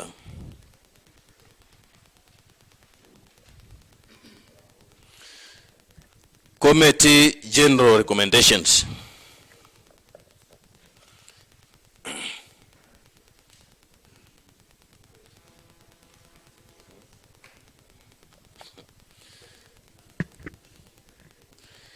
Having conducted the approval hearings from the nominees pursuant to the Article 179, 2 of the Constitution, Section 47, and 8 of the Public Appointments Act 2017, and Standing Orders 2084, the committee recommends that this House approves the nomination of Dr. David Wamamili Wanyonyi for the appointment as the County Executive Committee member for Education and Vocational Training by His Excellency the Governor of Bungoma County.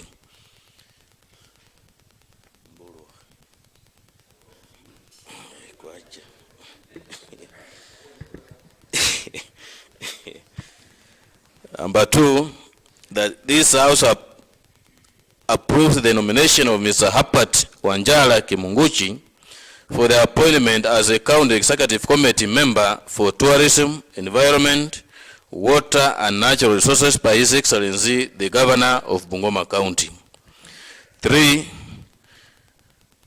that this House approves the nomination of Ms. Caroline Halai Makali for the appointment as a County Executive Committee member for Trade, Energy, Industrialization by His Excellency the Governor of Bungoma County. Number 4, that this House approves the nomination of Mr. Ponifenja Chekeki Chemaket for the appointment as a County Executive Committee member for Roads, Transport, Infrastructure, Public Works by His Excellency Governor of Bungoma County. Number 5, that this House approves the nomination of Dr. Andrew Ekesa Wamalwa for the appointment as a County Executive Committee member for Health, Sanitation by His Excellency the Governor of the Bungoma County. Number 6, that this House approves the nomination of Ms. Nancy Charity Kibaba for the appointment as a County Executive Committee member for Gender, Culture, Youth and Sports by His Excellency the Governor of Bungoma County. Number 7, that this House approves the nomination of Ms. Monica Salano Feather for appointment as a County Executive Committee member for Agriculture, Livestock, Fisheries, Irrigation and Cooperative Development by His Excellency the Governor of Bungoma County. Number 8, that this House approves the nomination of Mr. Wekesa Douglas Asita for appointment as the County Executive Committee member for Lands, Urban, Fiscal Planning, Housing and Municipalities by His Excellency the Governor of Bungoma County. Lastly, number 9, that this House approves the nomination of Mr. Benedict S. Romo Emachar for the appointment as the County Executive Committee member for the Public Service Management and Administration by His Excellency the Governor of Bungoma County. The adoption schedule, the Speaker, is shown there. Members signed. Mr. Speaker, having reached there, Mr. Speaker, allow me call upon the leader of minority, Honorable Seneca, to second the report on appointments committee. Thank you, Mr. Speaker. Thank you, Honorable Joseph Nyongesa. You've been standing for nearly 2 hours. It's not easy. Honorable Seneca, you proceed and be able to do the necessary.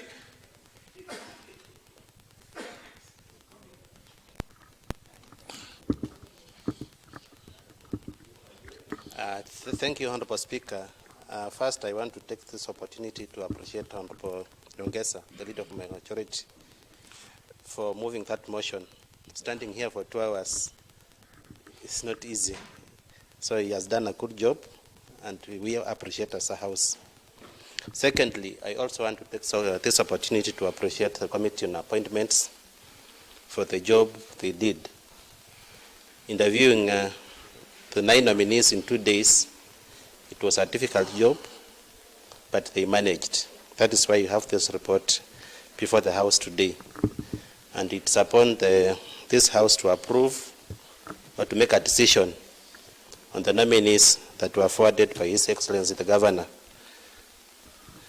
Honorable Speaker, this county needs to move, and some decisions cannot be made without the cabinet approval. That is why this committee felt that it's important.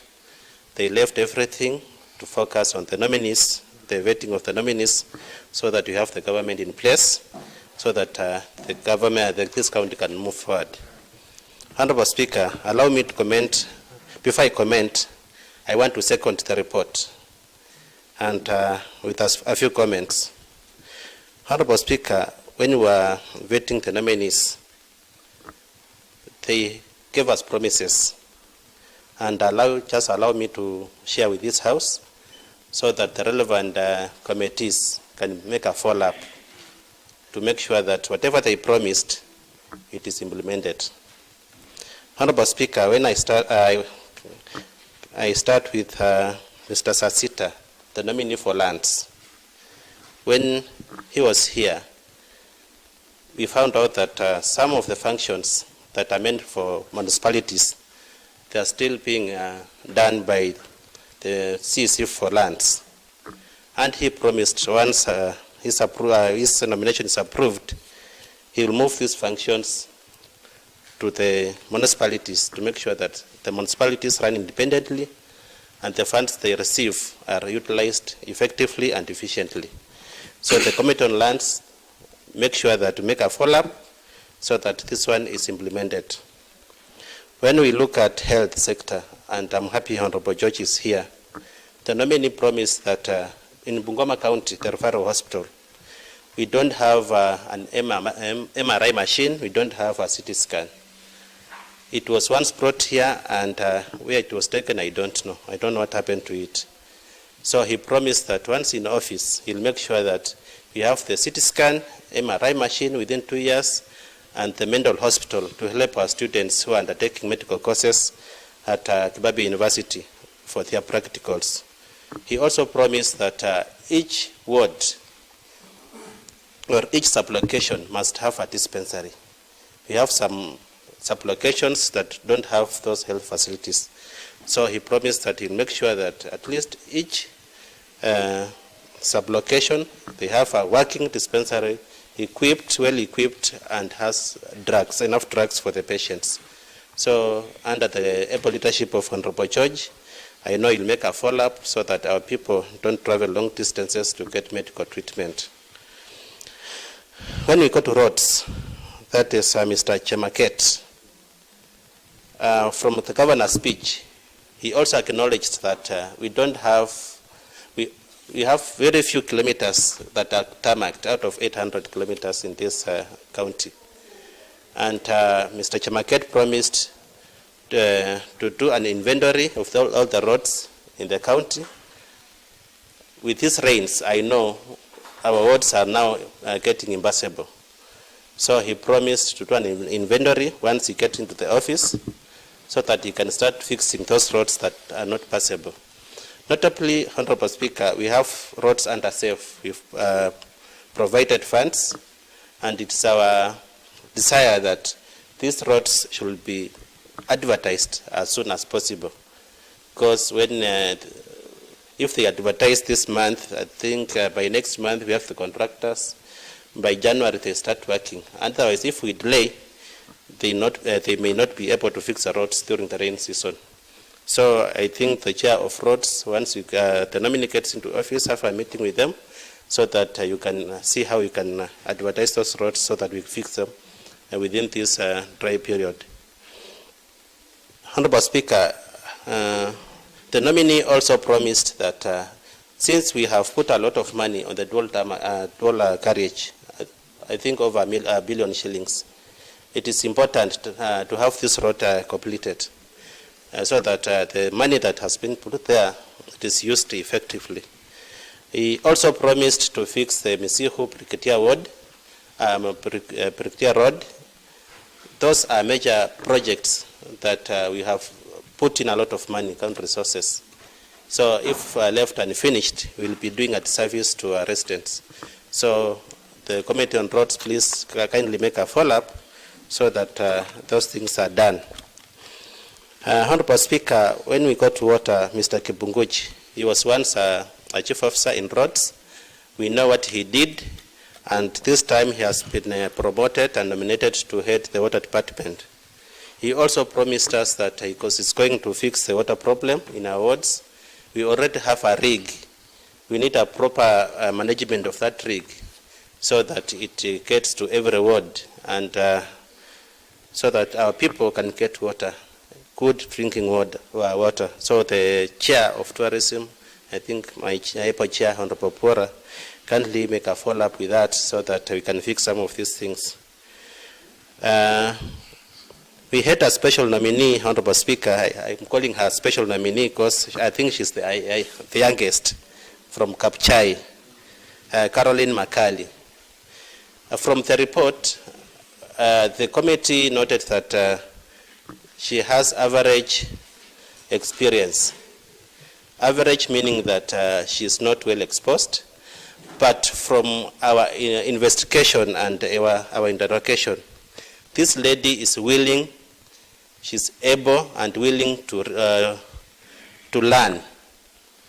Because from her papers, she's the one who took herself to school. She has worked her way up, and if given opportunity, I think she can deliver. During the interview, she was a bit naive, but this is a youth, and I just want to thank the governor for giving an opportunity to our youth. That's a big rocket, and it's a challenge to our the fellow youth that if you have such a chance, kindly prove yourself. She promised us that she's going to come up with a policy on trade loans, which the governor promised.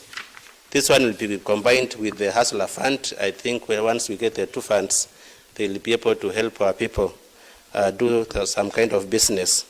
She also promised to fix the street lights so that we have a 24-hour economy. So the Committee on Trade kindly make a follow-up with the nominee. Don't harass her. She'll learn on the job. But if given an opportunity and support, I'm very sure she'll do a perfect job. Honorable Speaker, we also know, when we interviewed Mr. Emachar, that is the nominee for public admin, one of the challenges we are having in this county is that each coming governor has his own website. Once he leaves, there is no audit trail, there is no continuity. So he promised to fix that because the first website we had for governor, the current governor, Honorable Lusaka, that is 2013 to 2017, it died once he left office in 2017. We had another one for Honorable Angamati. When he left the office in 2022, that is August, that website also collapsed. Now we have started another one for Honorable Lusaka. We hope that this one now we'll have some continuity so that if you want to get information for the past 5 or 10 years, you'll be able to access. He promised to fix, and he also promised that the wage bill should be checked. Currently, our wage bill is too high, and that is against the guidelines. But with his experience, he promised to fix that. I don't know how he's going to fix. I don't know if he's going to sack some people. I don't know. But once put in office, he'll see what we can do for Bungoma County. We had at the nominee for education, Mr. Wamamili, Dr. Wamamili. Wamamili will be heading this docket where we have some challenges on the issue of scholarships. Currently, we have over 10,000 students on scholarships that were being paid for the whole school fees. And if you convert 10,000 students, that's almost 400 million. That's a huge budget. So the nominee promised that he'll work with the task. He'll wait for the report of the task force so that he can fix the challenges the education committee is facing. He also promised that the VTCs we are putting up in our wards, we have structures, but we don't have equipment. You find that we have a structure, the students are learning maybe electrical, engineering or something, but in that institution, there is no electricity. It has been a challenge, so he promised that once he gets into office, he'll also do an inventory and see how to fix some of those challenges. On the issue of bursary, this year we haven't given out any bursary.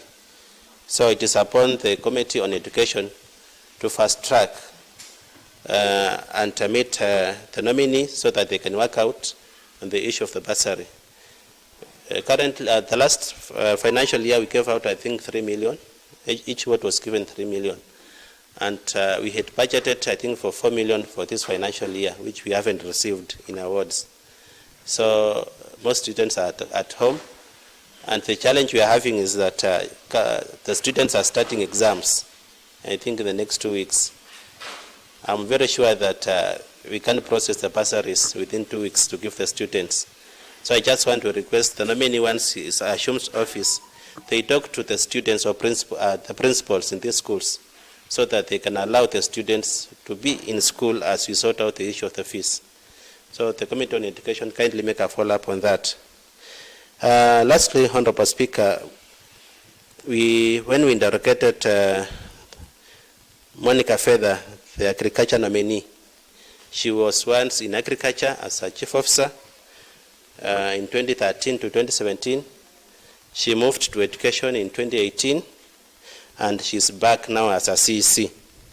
The challenge we have in this department, Honorable Speaker, is that the governor promised in his manifesto that he'll provide 1,500 planting fertilizer to farmers and another 1,500 fertilizer for top dressing plus the seeds. From my own mathematics, this one comes to around 405 million shillings. This is also a huge project, and the Committee on Agriculture kindly make sure that this money is put in the budget, supplementary budget, because the planting season is just around the corner. By January, we should have this farm input support program being implemented. If we don't put this money in the budget, there is no way the governor is going to fulfill his promise he made during the campaigns. So the Committee on Agriculture kindly move fast so that we have this in place. The challenge we're having is that some of the beneficiaries during the vetting process, we captured their details, I think, wrongly. I don't know what really happens during the vetting process because I haven't been involved. I think the Committee on Agriculture kindly come up with a policy, a proper policy, to make sure that we vet the right people and we make a follow-up. Once the person is given that fertilizer and the seeds, we put in mechanisms to make sure that these products are not sold and they are put in good use so that we monitor the output. Otherwise, we are giving out the seeds, we are giving out the fertilizer, but the next minute they are sold to other people, which defeats the purpose they are meant for. Honorable Speaker, this House in 2017, there is a report on PAC, that is December 2015, that investigated the Chief Officer, Monica Feather. And one of the recommendations was that she be surcharged. But the challenge we had with this House is that the implementation committee never made a follow-up. And we are not sure if the report was forwarded.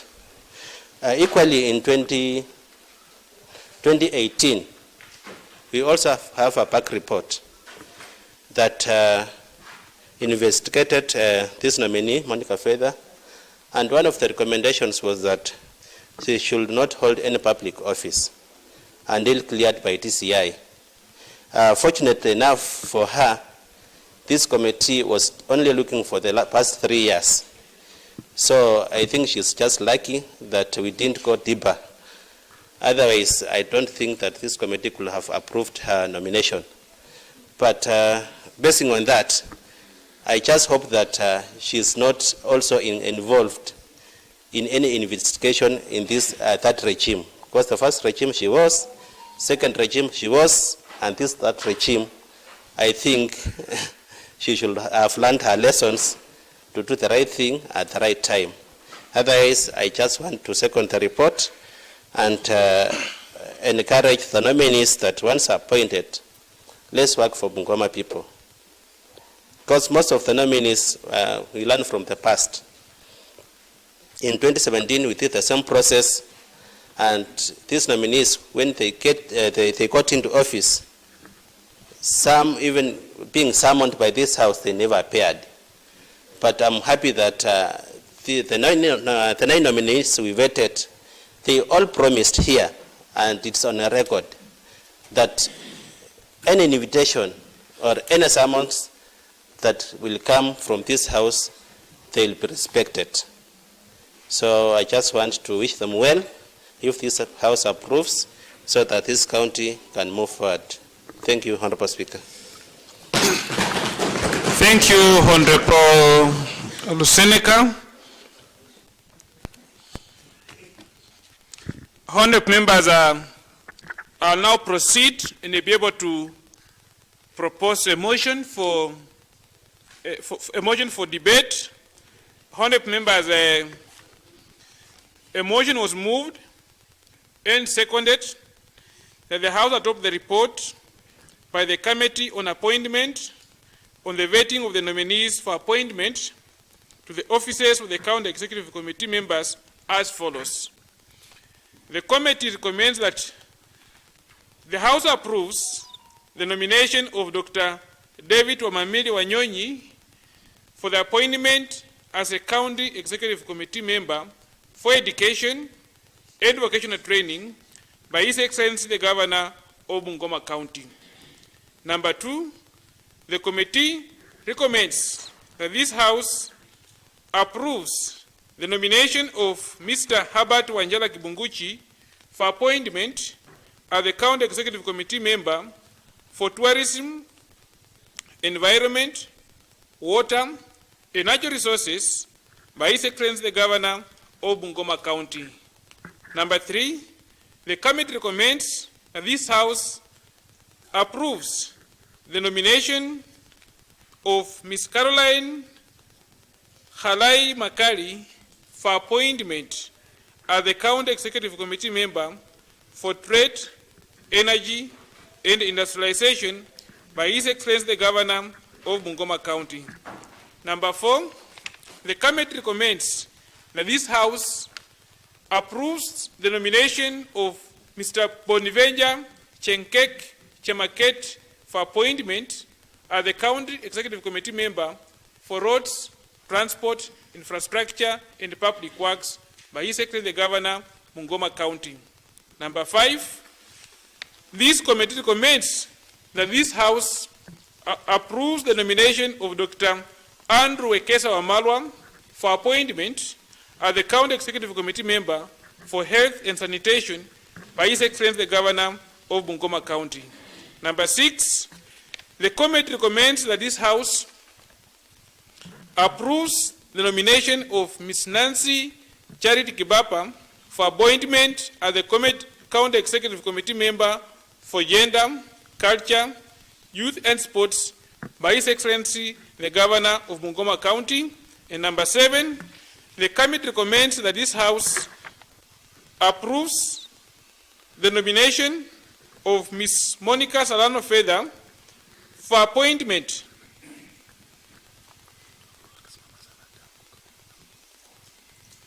So, Honorable Omro, kindly take a seat. Thank you, kindly take your seat. Honorable member, I'll start again for number 7. The committee recommends that this House approves, number 6, approve the nomination of Nancy Charity Kibapa for appointment as the County Executive Committee member for Gender, Culture, Youth and Sports by His Excellency the Governor, Bungoma County. Number 7, the committee recommends that this House approves the nomination of Ms. Monica Salano Feather for appointment as the County Executive Committee member for Agriculture, Livestock, Fisheries, Irrigation, and Cooperative Development by His Excellency the Governor of Bungoma County. And number 8, the committee recommends that this House approves the nomination of Mr.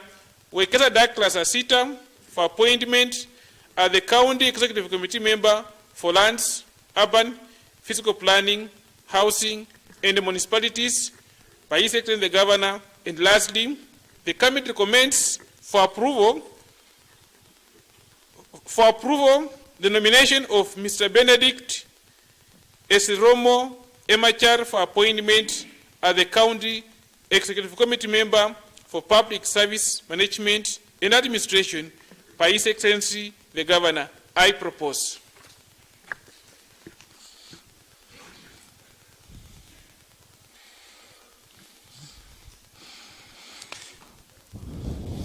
Honorable Busolo.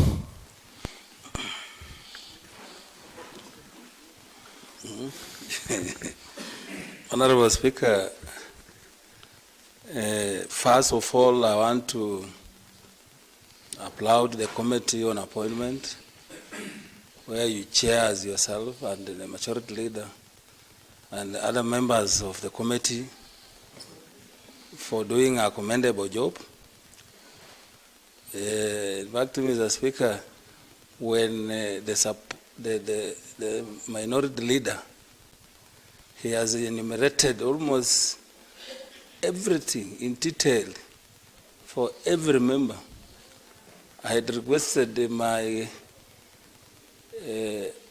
fellow member for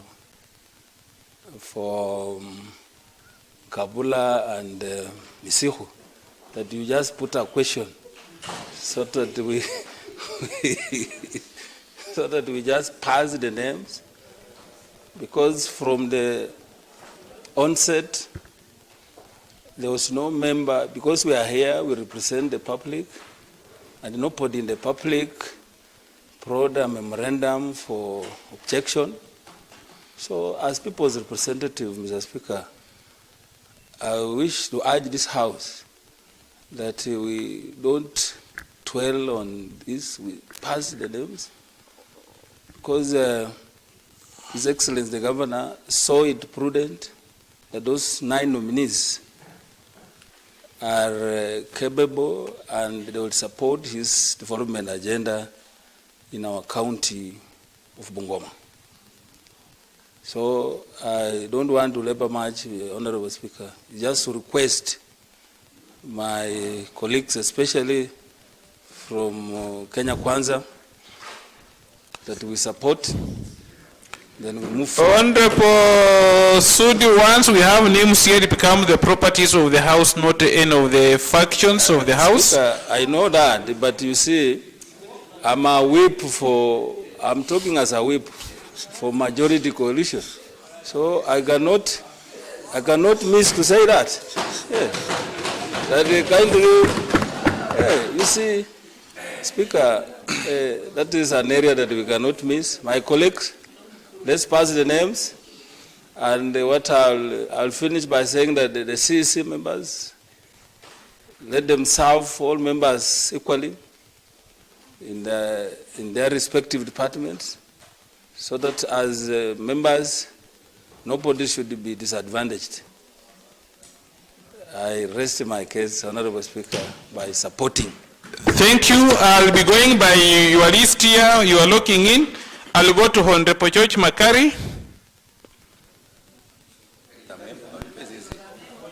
Thank you, Honorable Speaker. Who is complaining now?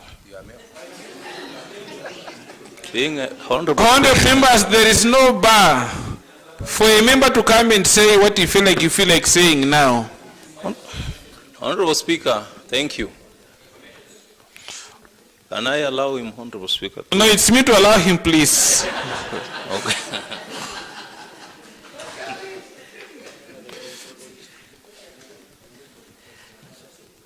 Yes, Honorable Henry, what is the information?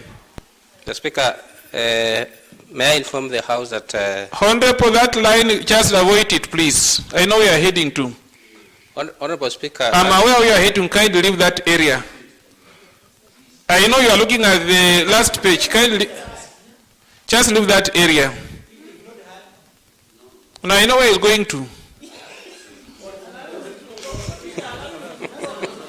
No, it's for your welfare, and when you start pointing it when the hands are here, it becomes an issue tomorrow. You are getting it on the boundary. I know you are going to, so all I will say, I'm aware of that position, and even I told the majority to talk about it. Yes, Honorable George, now you see. Thank you, Honorable Speaker. I also knew where he was going. but Honorable Speaker, I chose to keep quiet, but I knew where he was going to. Honorable Speaker, first of all, I want to support the report by this committee, and Honorable Speaker, I want to commend the Majority Leader for being able to stand for 2 hours, Honorable Speaker. It is not a joke, Honorable Speaker, to stand for 2 hours. And those ones that are chairs in this House, you must prepare yourself that there's a time you'll be given a very voluminous report to stand there for 3 hours to read. So I think you can borrow a leaf from the Majority Leader. The goodness with the Majority Leader is that he's always a bishop, sometimes a reverend, and other times he becomes an overseer, and other times he's an elder in the church. So I think that's the energy, that's where it arrives the energy. Honorable Speaker, back to the question, the issue at hand. Honorable Speaker, the governor nominated these 9 gentlemen. The 10th one, Honorable Speaker, I think is coming very soon. Honorable Speaker, this is a blend of experience, age, and youthfulness, Honorable Speaker. And Honorable Speaker, I know these nominees, maybe wherever they are following this debate live, and they are hearing what we are saying today. Honorable Speaker, these offices are not offices for them. These are offices for the people of Bungoma. Honorable Speaker, in the last regime, this House passed around some 10 nominees, Honorable Speaker. And when they came here, Honorable Speaker, they were very obedient. They were very humble. They promised all manner of things, like the Honorable Minority Leader has just enumerated here. They promised heaven, but now, Honorable Speaker, they delivered hell. Some of them, Honorable Speaker, were online goons, abusing the very honorable members that actually approved them here. And Honorable Speaker, you can bear testimony to this, because you are there. Honorable Speaker, do these gentlemen that have been nominated, and maybe this House is going to approve them, I know we are going to approve them, Honorable Speaker. Honorable Speaker, the title CEC should not enter their heads. Rule number 1, the title CEC should not enter their heads. Rule number 2, Honorable Speaker, the title, they should refer to rule number 1, anytime they are in doubt. Rule number 3, Honorable Speaker, wherever they traverse the county of Bungoma, let them refer to rule number 1, that this title CEC should not enter their heads. Because this is a scenario where you are given a government vehicle. Honorable Speaker, maybe you have a PA is thrown in the mix. Maybe, Honorable Speaker, you have security. You have a large office like the one you hold, Honorable Speaker. You can swing around in a swivel chair, and you forget that now you are serving the people of Bungoma. So, Honorable Speaker, we did not want to disappoint the governor by disapproving some of these nominees, Honorable Speaker. And Honorable Speaker, for your information, you can attest to this, that some of the nominees had issues. But Honorable Speaker, even Jesus gives a second chance. Me being a very senior bishop, even Jesus, even Jesus gives second chances, Honorable Speaker. I think the junior bishops in this house can also pack this line of thinking, that even Jesus gave second chances, Honorable Speaker. There are some nominees here, the minority leader has said, we are giving them second chance. And this house can approve and then can also disapprove. Honorable Speaker, in the course of working these 5 years, I want to tell you that there could be impeachment motion for some of these CECs in this duration that we are here. We are not going to rule out this, that in these 5 years, some of these nominees we are approving today, a motion can be brought for their impeachment. We cannot rule that one out, Honorable Speaker. So my prayer, Honorable Speaker, is that these people must remain humble and work for the people of Bungoma. And with a few that had some questionable backgrounds, Honorable Speaker, I want to quote somewhere where Jesus said, "He who has no sin, let him be the first one to throw the stone." We all have sinned and we have fallen short of the glory of God, Honorable Speaker. When I speak like that, I speak like a bishop, Honorable Speaker. Honorable Speaker, I want to, of particular mention, Honorable Speaker, we have a very young CEC in the name of Caroline Halai. I want to commend the governor for giving her a chance. And there's a blend of youthfulness, Honorable Speaker. The nominee for health is equally a young person. A nominee for culture is almost young and is oscillating between young and old, but is still young, Honorable Speaker. So we commend the governor for giving us a youthful, at least 3 people that are in the youth bracket, and a blend of age, Honorable Speaker. But I was mentioning one, Caroline McCully. This lady, Honorable Speaker, if you listen to her story, she educated herself. When she got employment in CDF Kapchai, she began now going back to school because she comes from a very humble background. So she began educating herself, slowly taking herself to college until she attained a bachelor's in accounting, Honorable Speaker. It would have been a very big disservice if we would have denied this lady a chance and disapproved her, Honorable Speaker. And I pray that this House approves her, because it's not yet approved. It is a onerous task of this House to approve one Caroline McCurry. Now, Honorable Speaker, as I finish, we had a PhD holder, Honorable Speaker, from Webuye East. Is this where my senior Honorable Balala comes from, or Webuye West? I don't know. Who is Honorable Balala, please? My senior Honorable Ali Machani Mutoka. Proceed. Looking at me directly, Honorable Speaker. I don't know why he's looking at me, but he's looking at me.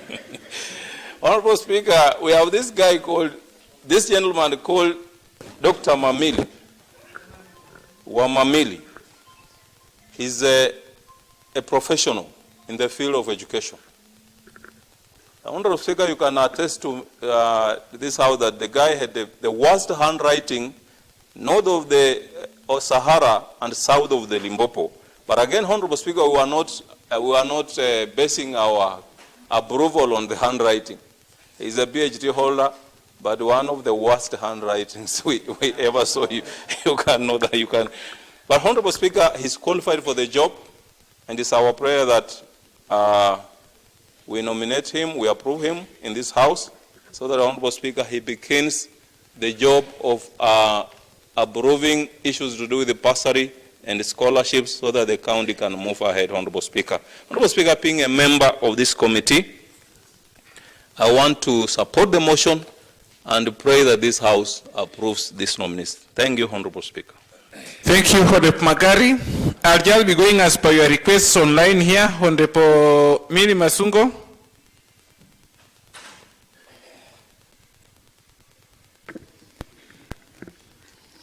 Thank you, Mr. Speaker, to have given me this chance also to give my comments on the report before us. First and foremost, let me applaud the committee on appointment chaired by yourself for the good and strenuous job you have done. Then secondly, thank the majority leader who had just read the report despite the huge report. Speaker, this is a house of rules and procedure, and I want just to comment briefly on the last speaker's comments, that's Honorable Makari, that we didn't want to disappoint the governor. The honorable member must know that we are leaders. We have our duty to do what is rightfully in our capacity as elected members in this honorable house and as legislators. So what we are doing here, we are not doing in favor of the governor, but we are working rightfully as per the requirement of the Constitution, honorable member. Mr. Speaker, I want to comment on the report that I was impressed as a friend of the committee when I came in or passed by and had you interview some of the nominees who really proved to be competent and ready for the work they have been allocated. I'll talk briefly on the nominee on education, Dr. Wamamili. Dr. Wamamili is our own educationist. We know him, I personally know him, I've worked with him, I know his capacity. On the department he has been nominated to, if given that chance, I know the capacity in form of advice, in form of work that he will do on that docket if approved by this House. Mr. Speaker, the way the nominee was responding on the questions posted on him, it could prove that he's capable and was ready to work in that office. We have a problem in education, and I'm very sure if Wamamili will be given this position, I'm so sure that he will streamline the Department of Education for the betterment of the Bungoma people. Just to mention a few, the nominee on roads, the nominee on gender. When I came in, Honorable Speaker, and saw how Nancy was answering the questions you are posting on her, I was very much sure that Nancy was conversant with the type of job he has been nominated to, and that she's capable of giving best results to the people of Bungoma. Lastly, Speaker, I don't want to labor a lot on this report, but Speaker, as a resident of Bungoma, as a member of this county, any office you are nominated to go and serve, you must briefly be conversant on the duty you are going to do. Caroline Makali was so faithful. She spoke what she knew about herself, but guided with the Constitution, Article 35, the right to information. I don't think she could not even mention a few responsibilities in her office. But because of her faithfulness, Speaker, it showed that she's ready to learn on job. So I want to say that apart from the few I've mentioned, and from the former speakers, that for purposes of continuity, Mr. Speaker, I'll also want to support the report and also congratulate you as the chair, because I remember when I came in, you kept reminding them on our standing orders number 77 that whenever there is need arise, they should be present in this house, and if they fail to come, you equally told them the consequences. So I'm very sure that apart from giving them the positions to serve in this county, they are aware that we are ready for any eventuality or any issue that will rise during the running of their departments. And there is need that they should report in this honorable house to answer questions from the honorable members. They should be available for us, because Speaker, you will quickly invoke standing order number 77. Thank you, Mr. Speaker. Thank you. I'll go to Honorable Meshach. Honorable members, when you press your requests here, they come in that order. And I'm following that order. We will all speak. You have up to 5 p.m. today to pass this report or reject it. So, Honorable Meshach, next is going to be Honorable. You proceed, Meshach. Is a Tony Hawaya. Then Benjamin.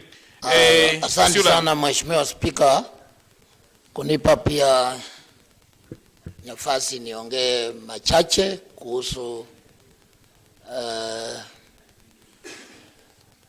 kuhusu CEC wetu wa Bungoma. Kwanza nataka nishukuru komiti kwa kazi yenye wamefanya, na pia ninaunga mkono ya kwamba hawa wa CEC, ninaomba assembly ya kwamba tupitishe, ili umeona mahali nje vile iko. Mheshimiwa Speaker, ukiangalia kasi imesimama kwa sababu ya CEC hawako kwa ofisi. Mambo ya mbolea imesimama, na pia mambo ya barabara pia imesimama. Mheshimiwa Speaker, nimeona wengi wamesema kuhusu Caroline Halai Makari. Huyu msichana namjua, amefanya kazi mzuri kwa CDF yetu ya Kabuchai. Unakumbuka tulikuwa namba 3 Kenya mzima kwa kazi nzuri, na hii kazi Caroline ndiye alifanya hiyo kazi, ndio tukawa namba 3 Kenya. Na ninaomba saa zingine mnaweza sema ya kwamba wengine wale wenye wamesoma sana, wako na experience. Mheshimiwa Speaker, mwishowe utakuta yule mwenye hajafanya kazi mzuri, ndiye atakuwa wa kwanza. Kwa hivyo ninaunga mkono Mheshimiwa Spika ya kwamba assembly tupitishe hawa CEC. Kwa haya machache, asanteni sana Mheshimiwa. Thank you, Honorable Commissioner.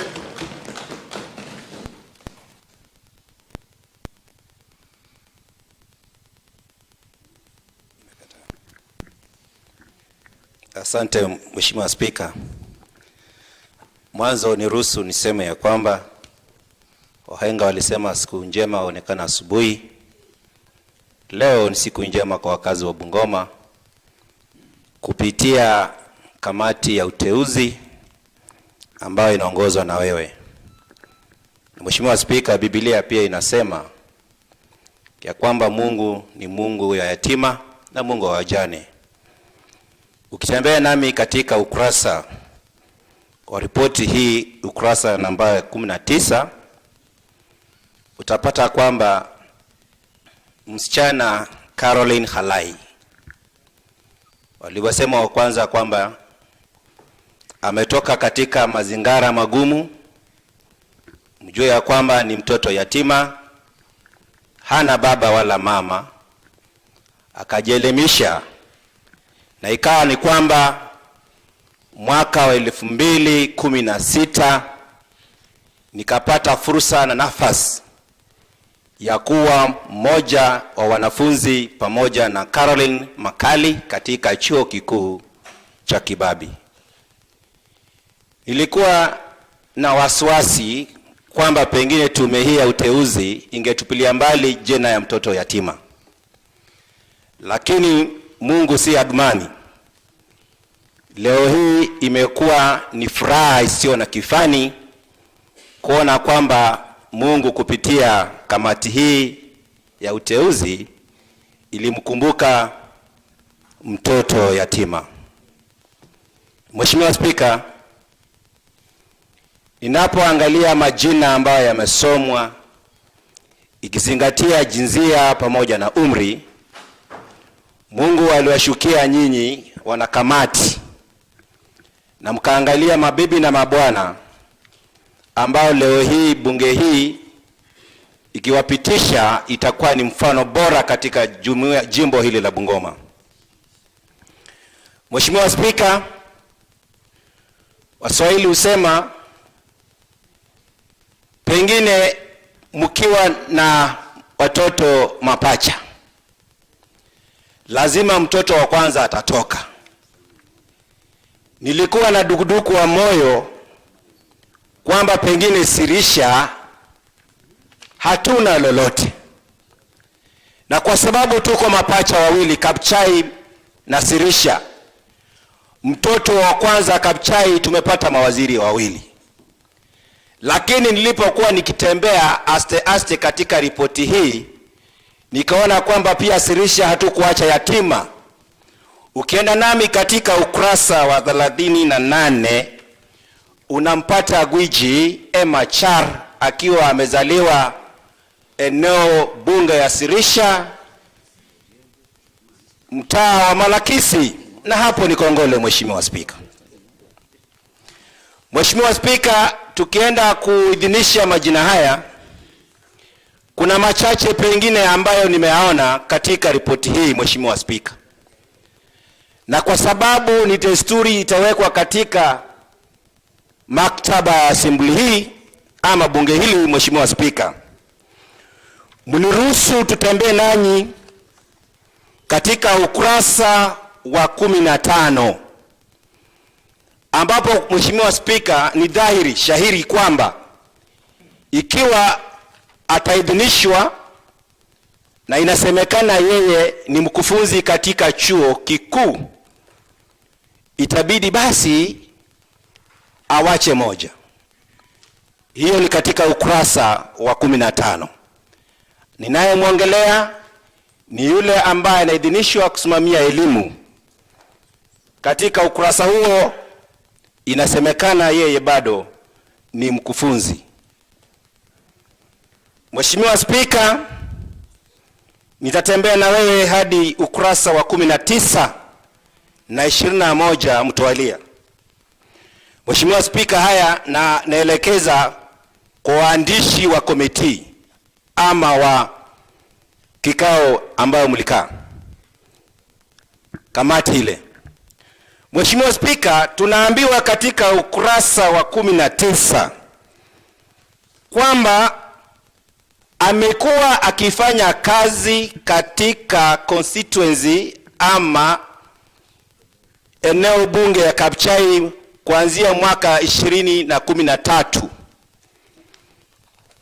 Na kwa sababu ya kuweka katika maktaba, Mheshimiwa Spika, ingekuwa bora tuwe na mtiririko huo, kwa sababu katika ukurasa wa 21 mnatuambia tena kwamba amekuwa akifanya kazi kuanzia mwaka wa 2014. Hilo lazima tuiangalie kwa makini, na kwa sababu hakuna binadamu asiyekuwa na doa, lazima kulikuwa na doa katika uandishi. Mheshimiwa Spika, itakuwa ni vigumu sana mimi kukataa majina ambayo yamependekezwa na tume la uteuzi. Na mimi nataka kuwaomba ya kwamba leo hii, kwa sababu siku njema ilionekana asubuhi na jimbo la Bungoma kufanikisha kazi zake, ni wajibu wetu kama wabunge tuyapitishe majina haya kwa haraka sana ili kazi ianze. Mheshimiwa Spika, naunga mkono. Honorable members, in view of the people want to speak and looking at standing at 109, I'll be allowing at most 2 minutes every speaker. If you don't do that, look at number 33. You'll be forced to extend your sitting up to 2. So let's just be able to invoke 109, 2 minutes maximum. Provided we are online, then Nyongeza next. Sorry. It was who? Sorry. I was looking at. It's moved down. It was a Osula. Yes. Then you know, when you keep on praying, it keeps on moving. So, like I was looking at what I was saying here. Osula, proceed, please. Thank you, Honorable Speaker, for giving me this opportunity, which was almost slipping away. First and foremost, Mr. Speaker, I want to commend the Governor, Ken Makelo Lusaka, for being a governor who respects and upholds the Constitution of the Republic of Kenya. Looking at the preamble of the Constitution of Kenya, Mr. Speaker, under paragraph 6, it talks about recognizing the aspirations of all Kenyans for a government based on the essential values of human rights, equality, freedom, democracy, social justice, and the rule of law, Mr. Speaker. Looking at this report table before this House, there is prima facie evidence, Mr. Speaker, that the members nominated for these positions are people of integrity. Article 179 of the Constitution, Mr. Speaker, talks about the exercise of the executive authority. The executive authority is vested in the county government, Mr. Speaker, and is going to be exercised by the nominees who have been presented in the report before this House, Mr. Speaker. Mr. Speaker, I'm happy that looking at this report, the members of the appointment committee did a thorough work in, Mr. Speaker, informing this House that all the nominees have complied with the provisions of Article 73 and 75 of the Constitution on leadership and integrity. Looking at the report, they have no criminal record of convictions. They are people who are diligent. They are competent people to hold public office, Mr. Speaker. And looking at the report, Mr. Speaker, I'm happy that my 2 minutes are running out. They are over. Thank you very They much, are Honorable Jack. Honorable Violet, be prepared. Thank you, Honorable Speaker. Then Cherusa, then Caleb. First of all, let me applaud the Committee of Appointment for the job well done. I know we have concerns raised here and there, like my colleague Honorable Makari had raised some key concerns. But Honorable Speaker, what I want to urge Honorable members, that as our county we are behind schedule. Without the CECs in the office, nothing is moving on in this county.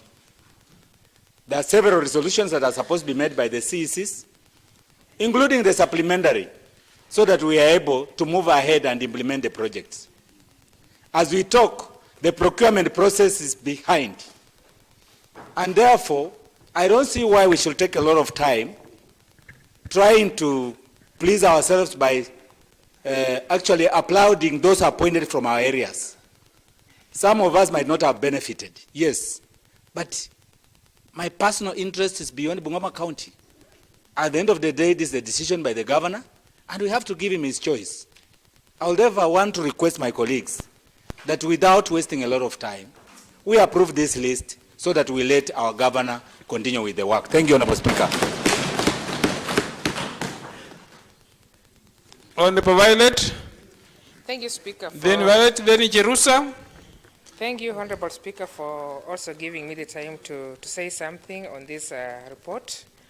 Speaker, according to the report, but before I reach there, I also want to applaud the Committee on Appointment, chaired by yourself, for the good work you did to ensure that you bring this report on this floor, Mr. Speaker. Speaker, according to this report, the nominees, all these nominees are okay and up to the task. That's according to the report that was read just a few minutes ago by our leader of majority. And I just want to, because now according to the report, we are almost like passing this report, Mr. Speaker. And I just want to ask the nominees that in case we pass them as the CECs in their particular departments, that let them come to office and work for the good people of Bungoma. I hope they not come and start politicking like it was in the last regime.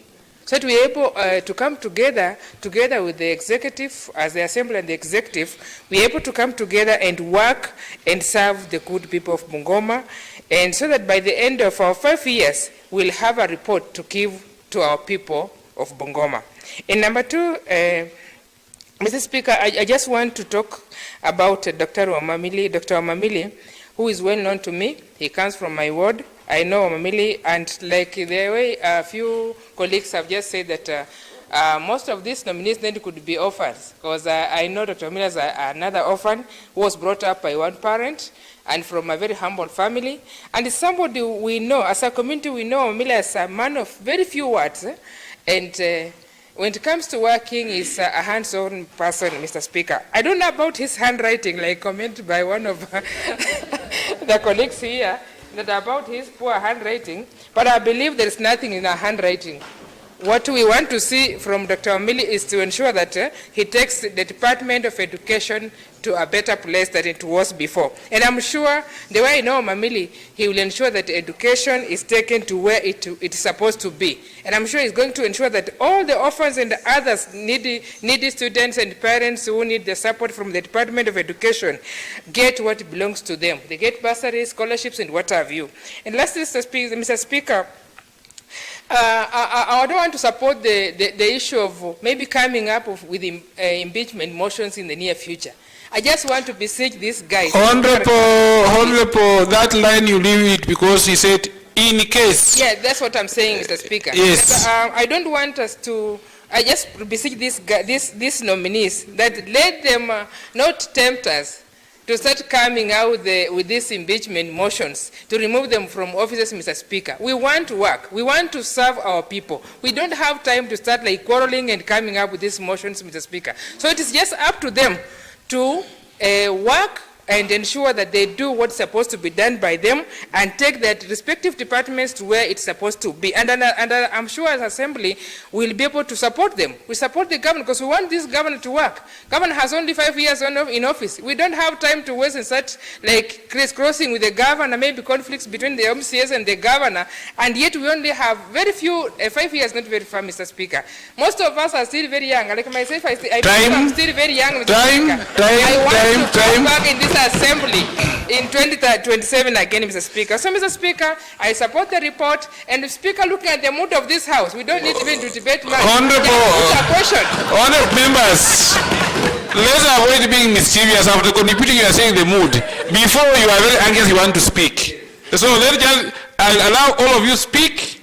If you don't agree, because like I'm seeing people still asking, so Honorable, you speak, then I'll have Henry, then Caleb. Thank you, then Everton, you prepare. Thank you, Mr. Speaker, for giving me this chance so that I can also contribute to this report.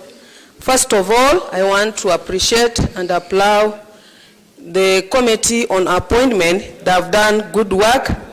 And also, I want to thank our Majority Leader. He has really done good work by reading that report, though it took a lot of time.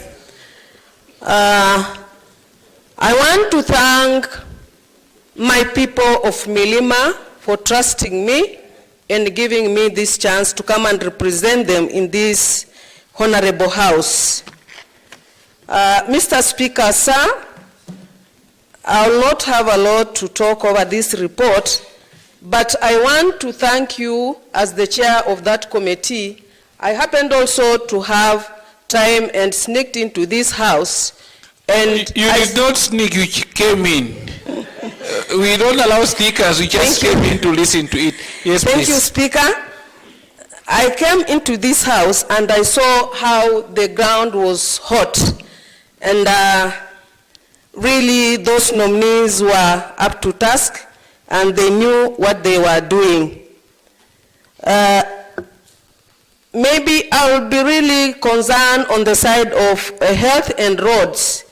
I hope the nominees who have been nominated to take that position as the ministers for those ministries are going to do good work, especially health and roads. I want to congratulate our governor. He has really done he has done good work. He is the governor who follows the Constitution of Kenya. If I may quote Article 56 of the Constitution of Kenya, the state shall put in place affirmative action programs designed to ensure that the minorities and marginalized groups are considered in these ministries. I'm saying that with a reason, and I know most of you know where I'm going to or where I'm heading. We know you are heading to, so cast it short for us, please. So I want to thank our governor for that. He has done good work. And also, these CECs, I hope they are going to do good work. They are not going to start fighting the honorable members like the last regime. The honorable members were really called a lot of names. In quotes, most of the honorable members were called Bachurusi. I hope that one is not going to take place in this regime. I wondered where a minister could get time dealing with his mobile, abusing honorable members instead of working. So this time, I know we are going to do good work and we are going to have a good relationship. I rest my case. Thank you, Honorable Henry. The moment you press here, I see your name, I'll call you because the only way you are waiting, don't press it. Proceed, please. Thank you, Mr. Speaker. I rise to support the motion, but the mood of the House is almost taking the precedence. But just one thing, Mr. Speaker, that we have gone through the 9 nominees. But I want just to say that we are here representing the people of this county. The people of this county could be here representing themselves. So anybody who is coming in the office to work for this county is coming to work on behalf of the other citizens of this county, Mr. Speaker. So only thing that I want to put across is that I'm hoping and thinking loudly that the CECs which the House is going to approve today are not going to work for their godfathers, Mr. Speaker. Because I'm not saying that maybe somebody is being supported somewhere, but I'm saying that let them come out and work for the people of this county. And in particular, Mr. Speaker, this House has the powers, as indicated in our standing orders, to summon any person or any staff or any employee of this county who is carrying himself in a way that he is not serving the people of this county. Mr. Speaker, I support this motion as it is, though I've not, we were to go one by one, but because of the mood of the House, Mr. Speaker, I support. Thank you. Honorable Caleb, then Honorable Chemion will be next. Thank you, Mr. Speaker. I would also like to take this opportunity to support the report that has been tabled here. As a friend of the appointing committee, myself, I was here to witness, and it wasn't an easy job, and I must commend the committee. However, when you go to page 38, the academic credentials of or qualification of Mr. Emajal, they have just mentioned that he holds a bachelor's degree of commerce, but they have not mentioned the university at which he attended. You can look at the report. Also, I would like to appreciate the CS appointed for gender. She mentioned several stadiums, but failed to capture Sudi Stadium, which is also part of the stadiums we have in this county. The one for gender? Yes. She mentioned? Not Sudi. Sudi Stadium? Never. She did not mention it. You can look at the report. It's okay? Yes. Also, the one for the trade failed to capture Nzoia Sugar Factory, which is one of the main economic entities in this county. I would wish that as we approve this report, she should also put a lot of efforts on Nzoia Sugar Factory, because it's one of the major factory that is touching so many lives in this county. Otherwise, I beg to support this report, Mr. Speaker. So. Thank you, Honorable Chemion. Then I'll have Honorable Opora, then Agri. Honorable Speaker, in 1 minute I want to say I support the report. And I want to say that these nominees went through fire.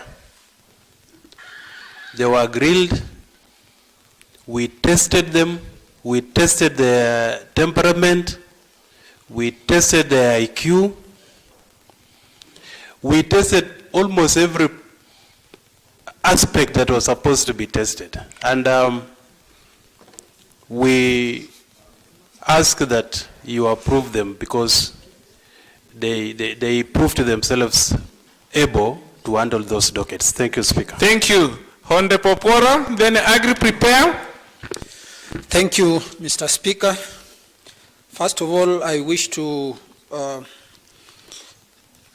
support the motion and the report and approve it.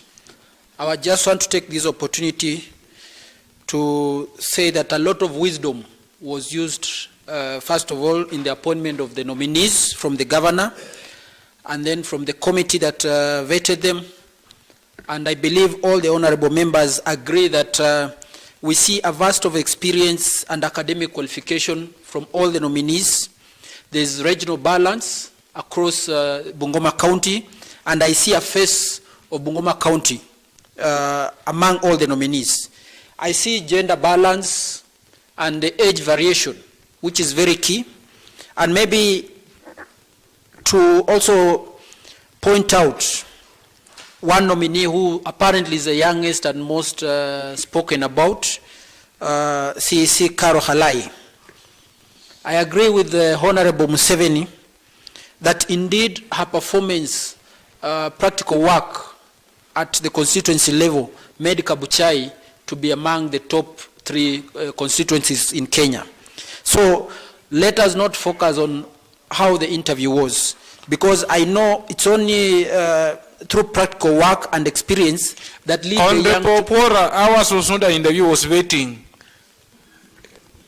Thank you, Mr. Speaker, for Yes, that correction. ours was waiting. I believe the vetting process might have been judged wrongly, but I just want to second that it is only through the work experience that can lead the young to maturity. So let us give her an opportunity. She's going to be a motivation to the many young people who are orphans. And Mr. Speaker, I am happy to say that Carol has studied in Bungoma County. All her education has been in Bungoma County, which will be a motivation that indeed our county can also produce people who are equal to task. So I just want to beseech this House that let us adopt the report and ensure all the CECs are passed. And at the same time, as House committees, we have tasks to ensure that we keep these CECs on toes. If the CECs fail, then each individual committees will also have failed, because it is our duty to to be an oversight and ensure that all that they promised is being done. Thank you, Mr. Speaker. Thank you, Honorable Agri. Then I'll be coming to Honorable Ali Machani. Okay. Thank you, Mr. Speaker, sir, for giving me this chance to contribute towards this motion. Mr. Speaker, sir, when I look at these nominees, one, Andrew Wekesa Wamalwa, I looked after him when we were in Kimilili, and I know, as a chair of this committee, Mr. Speaker, sir, that guy qualifies to be in that position because he has gone outside the country and he will work. Mheshimiwa Makari, you are going to have a very good person. CEC Health is a very good person. I know him and I've worked with him, and I know when he went to Cuba, I recommended it for him to go to Libya. Sorry for Cuba, to Cuba. Honorable Mulongo. Honorable Mulongo. Yes. I had a chance to look at his questionnaire. I didn't see where you are a referee. Fine. I did not recommend it to come in this house, or rather, it was just locally at home. So, Mr. Speaker, this committee has done us proud. Because for the first time, last time when we vetted in the CECs, when the report was brought here, we did not see some of the decrease and what have you, they were not lined up. But for this one here, Chair, you've done us proud, because we are now dealing with the rightful people. In the capacity of, if it means education, we've placed there somebody who is an educationist. If it means agriculture, we've placed there somebody who did agriculture. So, Mr. Speaker, I'm standing here to support this report with my full academic qualifications. I have a master's. Honorable Agri, you support by your vote, not the academic qualifications. You know it. Okay, I support. Honorable members, order members. I support this report fully because I have my learned friends now within the locality. Thank you, Mr. Thank Speaker. you, Honorable Machani. Be brief, because if you go past 12:30, you'll be forced to move a motion to extend. So, Honorable, proceed, please. No, they are online. Honorable Ali Machani. Thank you, Honorable Speaker. I'm very much scared because looking at the... Honorable members, those ones who are telling me put a question have spoken. Why don't you tell your colleagues, members? Honorable Speaker. We'll arise at exactly 1 because of there's no motion of extending, so there's no problem. Look at our standing orders. If you want to extend, it's to be 30 minutes to. So before that, there's no motion, we'll go at 1 exactly. Honorable Ali Majani, proceed. Well, thank you, Honorable Speaker. I know we, as honorable members, majority of us, this is the first time we want to approve the CECs, but more so I want to thank you and your committee for the work you did. You've managed to give us a report for us to have a say on it. Honorable Speaker, I think the members did their part who are on that committee. It's only that the time members are supposed to approve it based into the what is on the wall. But when a report is brought to this house, we need to interrogate it also seriously. And I've seen this happening, this is the third time, that when a report comes, don't be anxious of approving it. First go through it. But I'm happy members have gone through it, so who am I to stop it? But what I'm praying is that those given offices, kindly we will appeal and pray for them that let them be honest. One, to the appointing authority to tell him or her, and I know it is he, the truth. And also respect the house that is depending on their names. The only thing is that when members are approved, as one said, they feel they are our bosses. And they want to make the appointing authority to be more superior. And I've seen names here that have appeared the second time. Majority of them are friends. I don't want to spoil their soup on the plate. I know no one is perfect. We want to pray for them that they be saved and do the right thing better than what they did before. I want to thank those who voted one from Webuye East. I know he's not an angel, but we pray for him, that when he gets that office, he will not be serving the Webuye people. There's a time we had one player in this, the previous government, who used to play as if he wants to control Webuye. He could traverse, go up and down. Every time on media is just Webuye.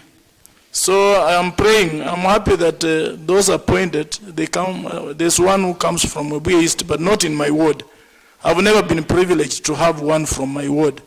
But I always thank God that they come from Webuye East, and I'm a son of Webuye East. So Dr. Omamiri is one of the intellectuals within Bungoma County, and I'm praying for him because we have a stalemate in education, and the majority of you've heard of me pronouncing it over media.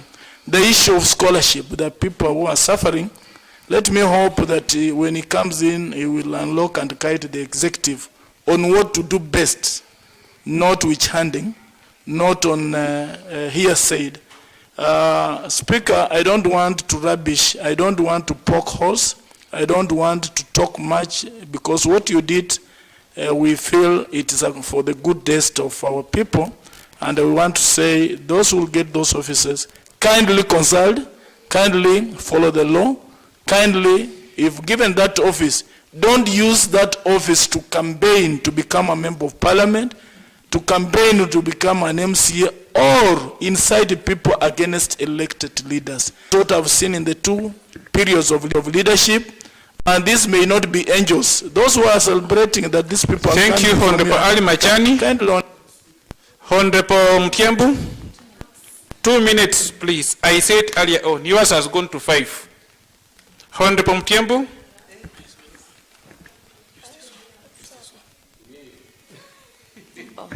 Please, 2 minutes. Thank you, Mr. Speaker. In fact, it will be less than 2 minutes. Mr. Speaker, I also stand to support the report on the nominees of this county assembly of Bungoma. On behalf of the people of Sirisia, Mr. Speaker, I want to differ with Honorable Tony that the nominee Emacha is a resident of Sirisia by birth. Let me inform you that Mr. Emaja is not a resident of Sirisia, but of Busia County, from Malakisi, but in Busia County.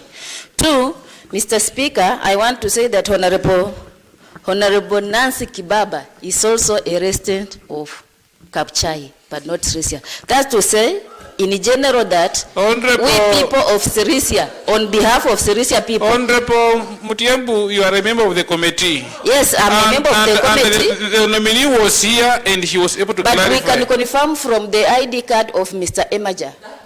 Date of birth and place of birth is from Busia County, but not Bungoma County.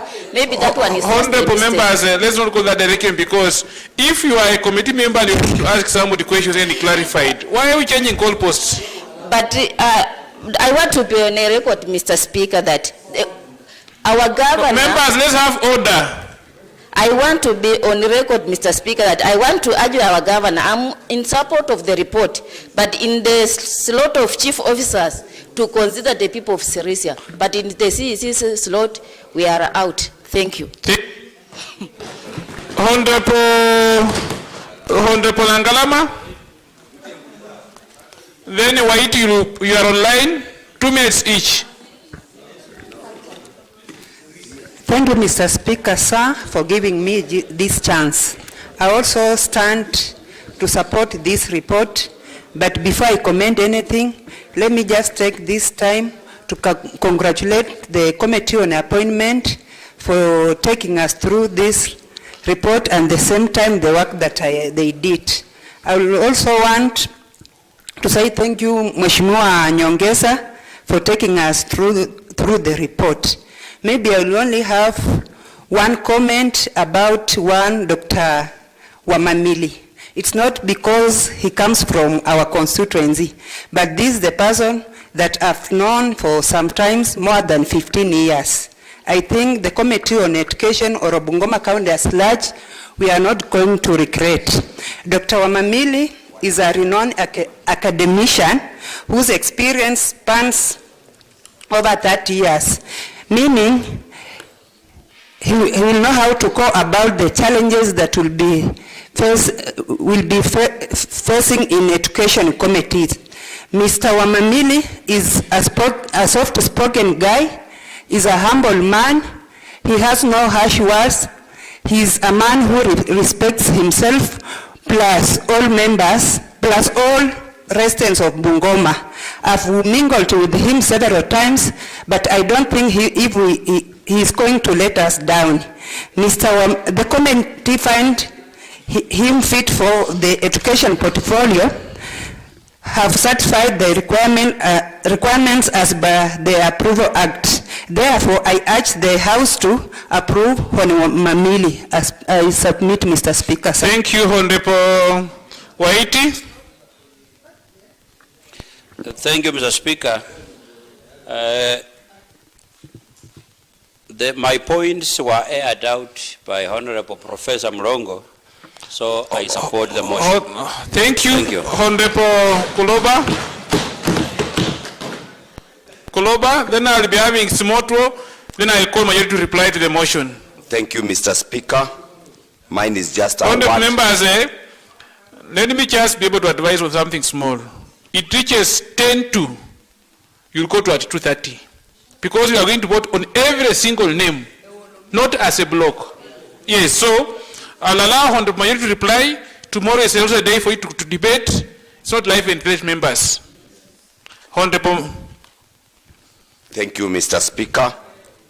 Mine is just to thank the entire committee that vetted this CECMs.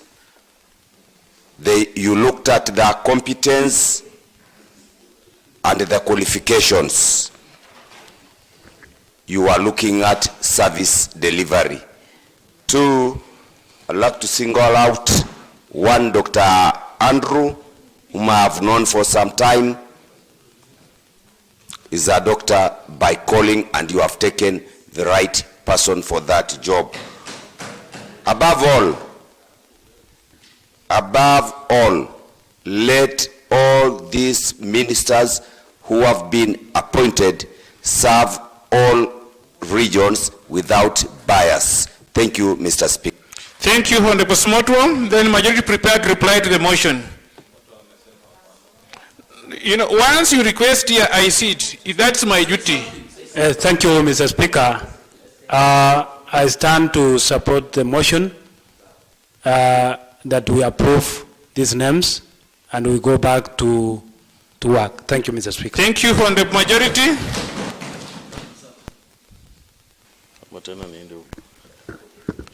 Yes, it's okay. Thank you, Speaker. First, let me appreciate all members who have found time to contribute on this report overwhelmingly. It also gives the committee a great chance that they have trust in us that the work we did, Honorable Speaker, was equal to the task. Mr. Speaker, maybe some few things that members have identified, especially Honorable Caleb, the issue of maybe Honorable Emachara lacking a degree. The Speaker is a degree holder from Nairobi University, done it in 1987. It's within their annexures. The issue of maybe Suti Stadium, Mr. Speaker, I know Suti Stadium is a private stadium, so maybe we shall look into it, maybe when time comes. Otherwise, Mr. Speaker, the only worry thing is that members are doubting the relationship in between the CEC members and the Assembly. Mr. Speaker, as it is said, once bitten, twice shy. But we know, Mr. Speaker, with the guidance of the appointing authority, with us, Mr. Speaker, all shall be well. Otherwise, Mr. Speaker, thanks members for supporting the report. We wish them well. Let's cooperate with them so that we ensure that our people get what they require. Thank you, Speaker. Thank you, Honorable Majority. Thank you, all honorable members, for your contribution. The last stage of this motion will be voting on every individual's name for approval. It's not a blanket approval of the report. It's each individual's name will be put to question for your approval or rejection accordingly. Honorable members, a motion was moved and seconded that the House approve the report by the Committee on Appointments on the vetting of nominees for appointment to the offices of the County Executive Committee members in Bungoma as follows. Having conducted the approval hearings for the nominees pursuant to Article 179(2) of the Constitution of Kenya, Section 4, 7, 8 of the Public Appointments (County Assembly's Approval Act number 5 of 2017) and Standing Order number 208. The committee recommends that this House approves the nomination of Dr. David Wamamile Wanyonyi for appointment as the County Executive Committee member for Education and Vocational Training by His Excellency the Governor of Bungoma County. As many as are of similar opinion say aye. Aye. As for the contrary opinion say nay.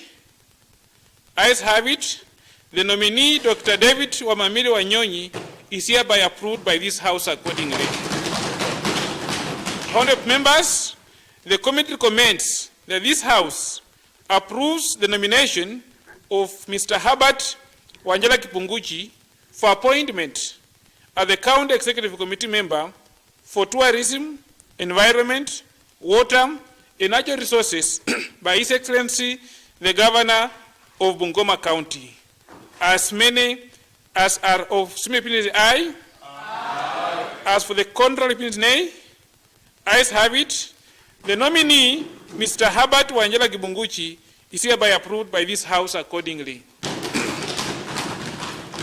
Honorable members, the committee recommends that this House approves the nomination of Ms. Caroline Halai Makadi for appointment as the County Executive Committee member for Trade, Energy, and Industrialization by His Excellency the Governor of Bungoma County.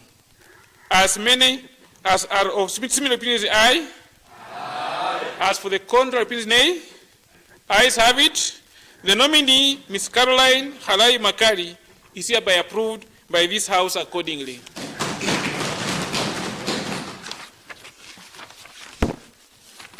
Honourable members, the committee recommends that this House approves the nomination of Bonivenja Chenkek Chemaket for appointment as the County Executive Committee member for roads, transport, infrastructure, and public works by His Excellency the Governor of Bungoma County.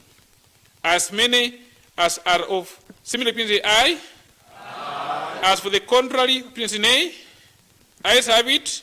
The nominee, Bonivenja Chenkek Chemaket, is hereby approved by this House accordingly.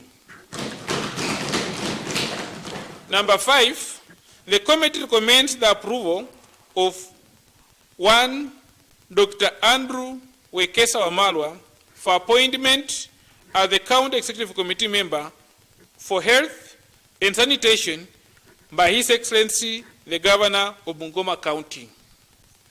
As many as are of similar opinions, aye. As for the contrary opinions, nay. Ayes have it. The nominee, Dr. Wekesa Wamalwa, is hereby approved by this House accordingly for appointment. Honourable members, number 6, the committee recommends for approval to approve the nomination of Ms. Nancy Charity Kibapa for appointment as the County Executive Committee member for Gender, Culture, Youth and Sports by His Excellency the Governor of Bungoma County. As many as are of similar opinions, aye. As for the contrary opinions, nay. Ayes have it. The nominee, Ms. Nancy Charity Kibaba, is hereby approved by this House accordingly for appointment. Number 7, honourable members, the committee recommends that this House approves the nomination of 1, Ms. Monica Solano Feather, for appointment as the County Executive Committee member for agriculture, livestock, fisheries, irrigation, and cooperative development by His Excellency the Governor of Bungoma County. As many as are of similar opinions, aye. As for the contrary opinions, nay. Ayes have it. The nominee, Ms. Monica Solano Feather, is hereby approved by this House for appointment accordingly. Number 8, honourable members, the committee recommends that the House approves the nomination of Mr. Wekesa Douglas Asita for appointment as the County Executive Committee member of Lands, Urban, Physical Planning, Housing, and the Municipalities by His Excellency the Governor of Bungoma County. As many as are of similar opinions, aye. As for the contrary opinions, nay. Ayes have it. The nominee, Wekesa Douglas Asita, is hereby approved by this House for appointment accordingly. Lastly, honourable members, number 9, the committee recommends that the House approves the nomination of 1 Benedict Esiromo Emachar for appointment as a County Executive Committee member for Public Service Management and Administration by His Excellency the Governor of Bungoma County. As many as are of similar opinions, say aye. As for the contrary opinions, nay. Ayes have it. The nominee, 1 Mr. Benedict Esiromo Emachar, is hereby approved by this House for appointment accordingly. Lastly, honourable members, accordingly to Public Appointments County Assemblies Approval Act number 5 of 2017, Section 11, the clerk of the county assembly shall notify the appointing authority of the decision we've made here today of the county assembly within 14 days of the decision. Equally, the appointing authority shall upon the approval of the nominee for appointment by the County Assembly and subject to the applicable written law, appoint the nominees within a period of 7 days from the date of the notification of the decision of the Assembly under subsection 1. Accordingly, the Clerk of the County Assembly is hereby directed to forward the outcome of this exercise to the Governor for formal appointment accordingly. Thank you.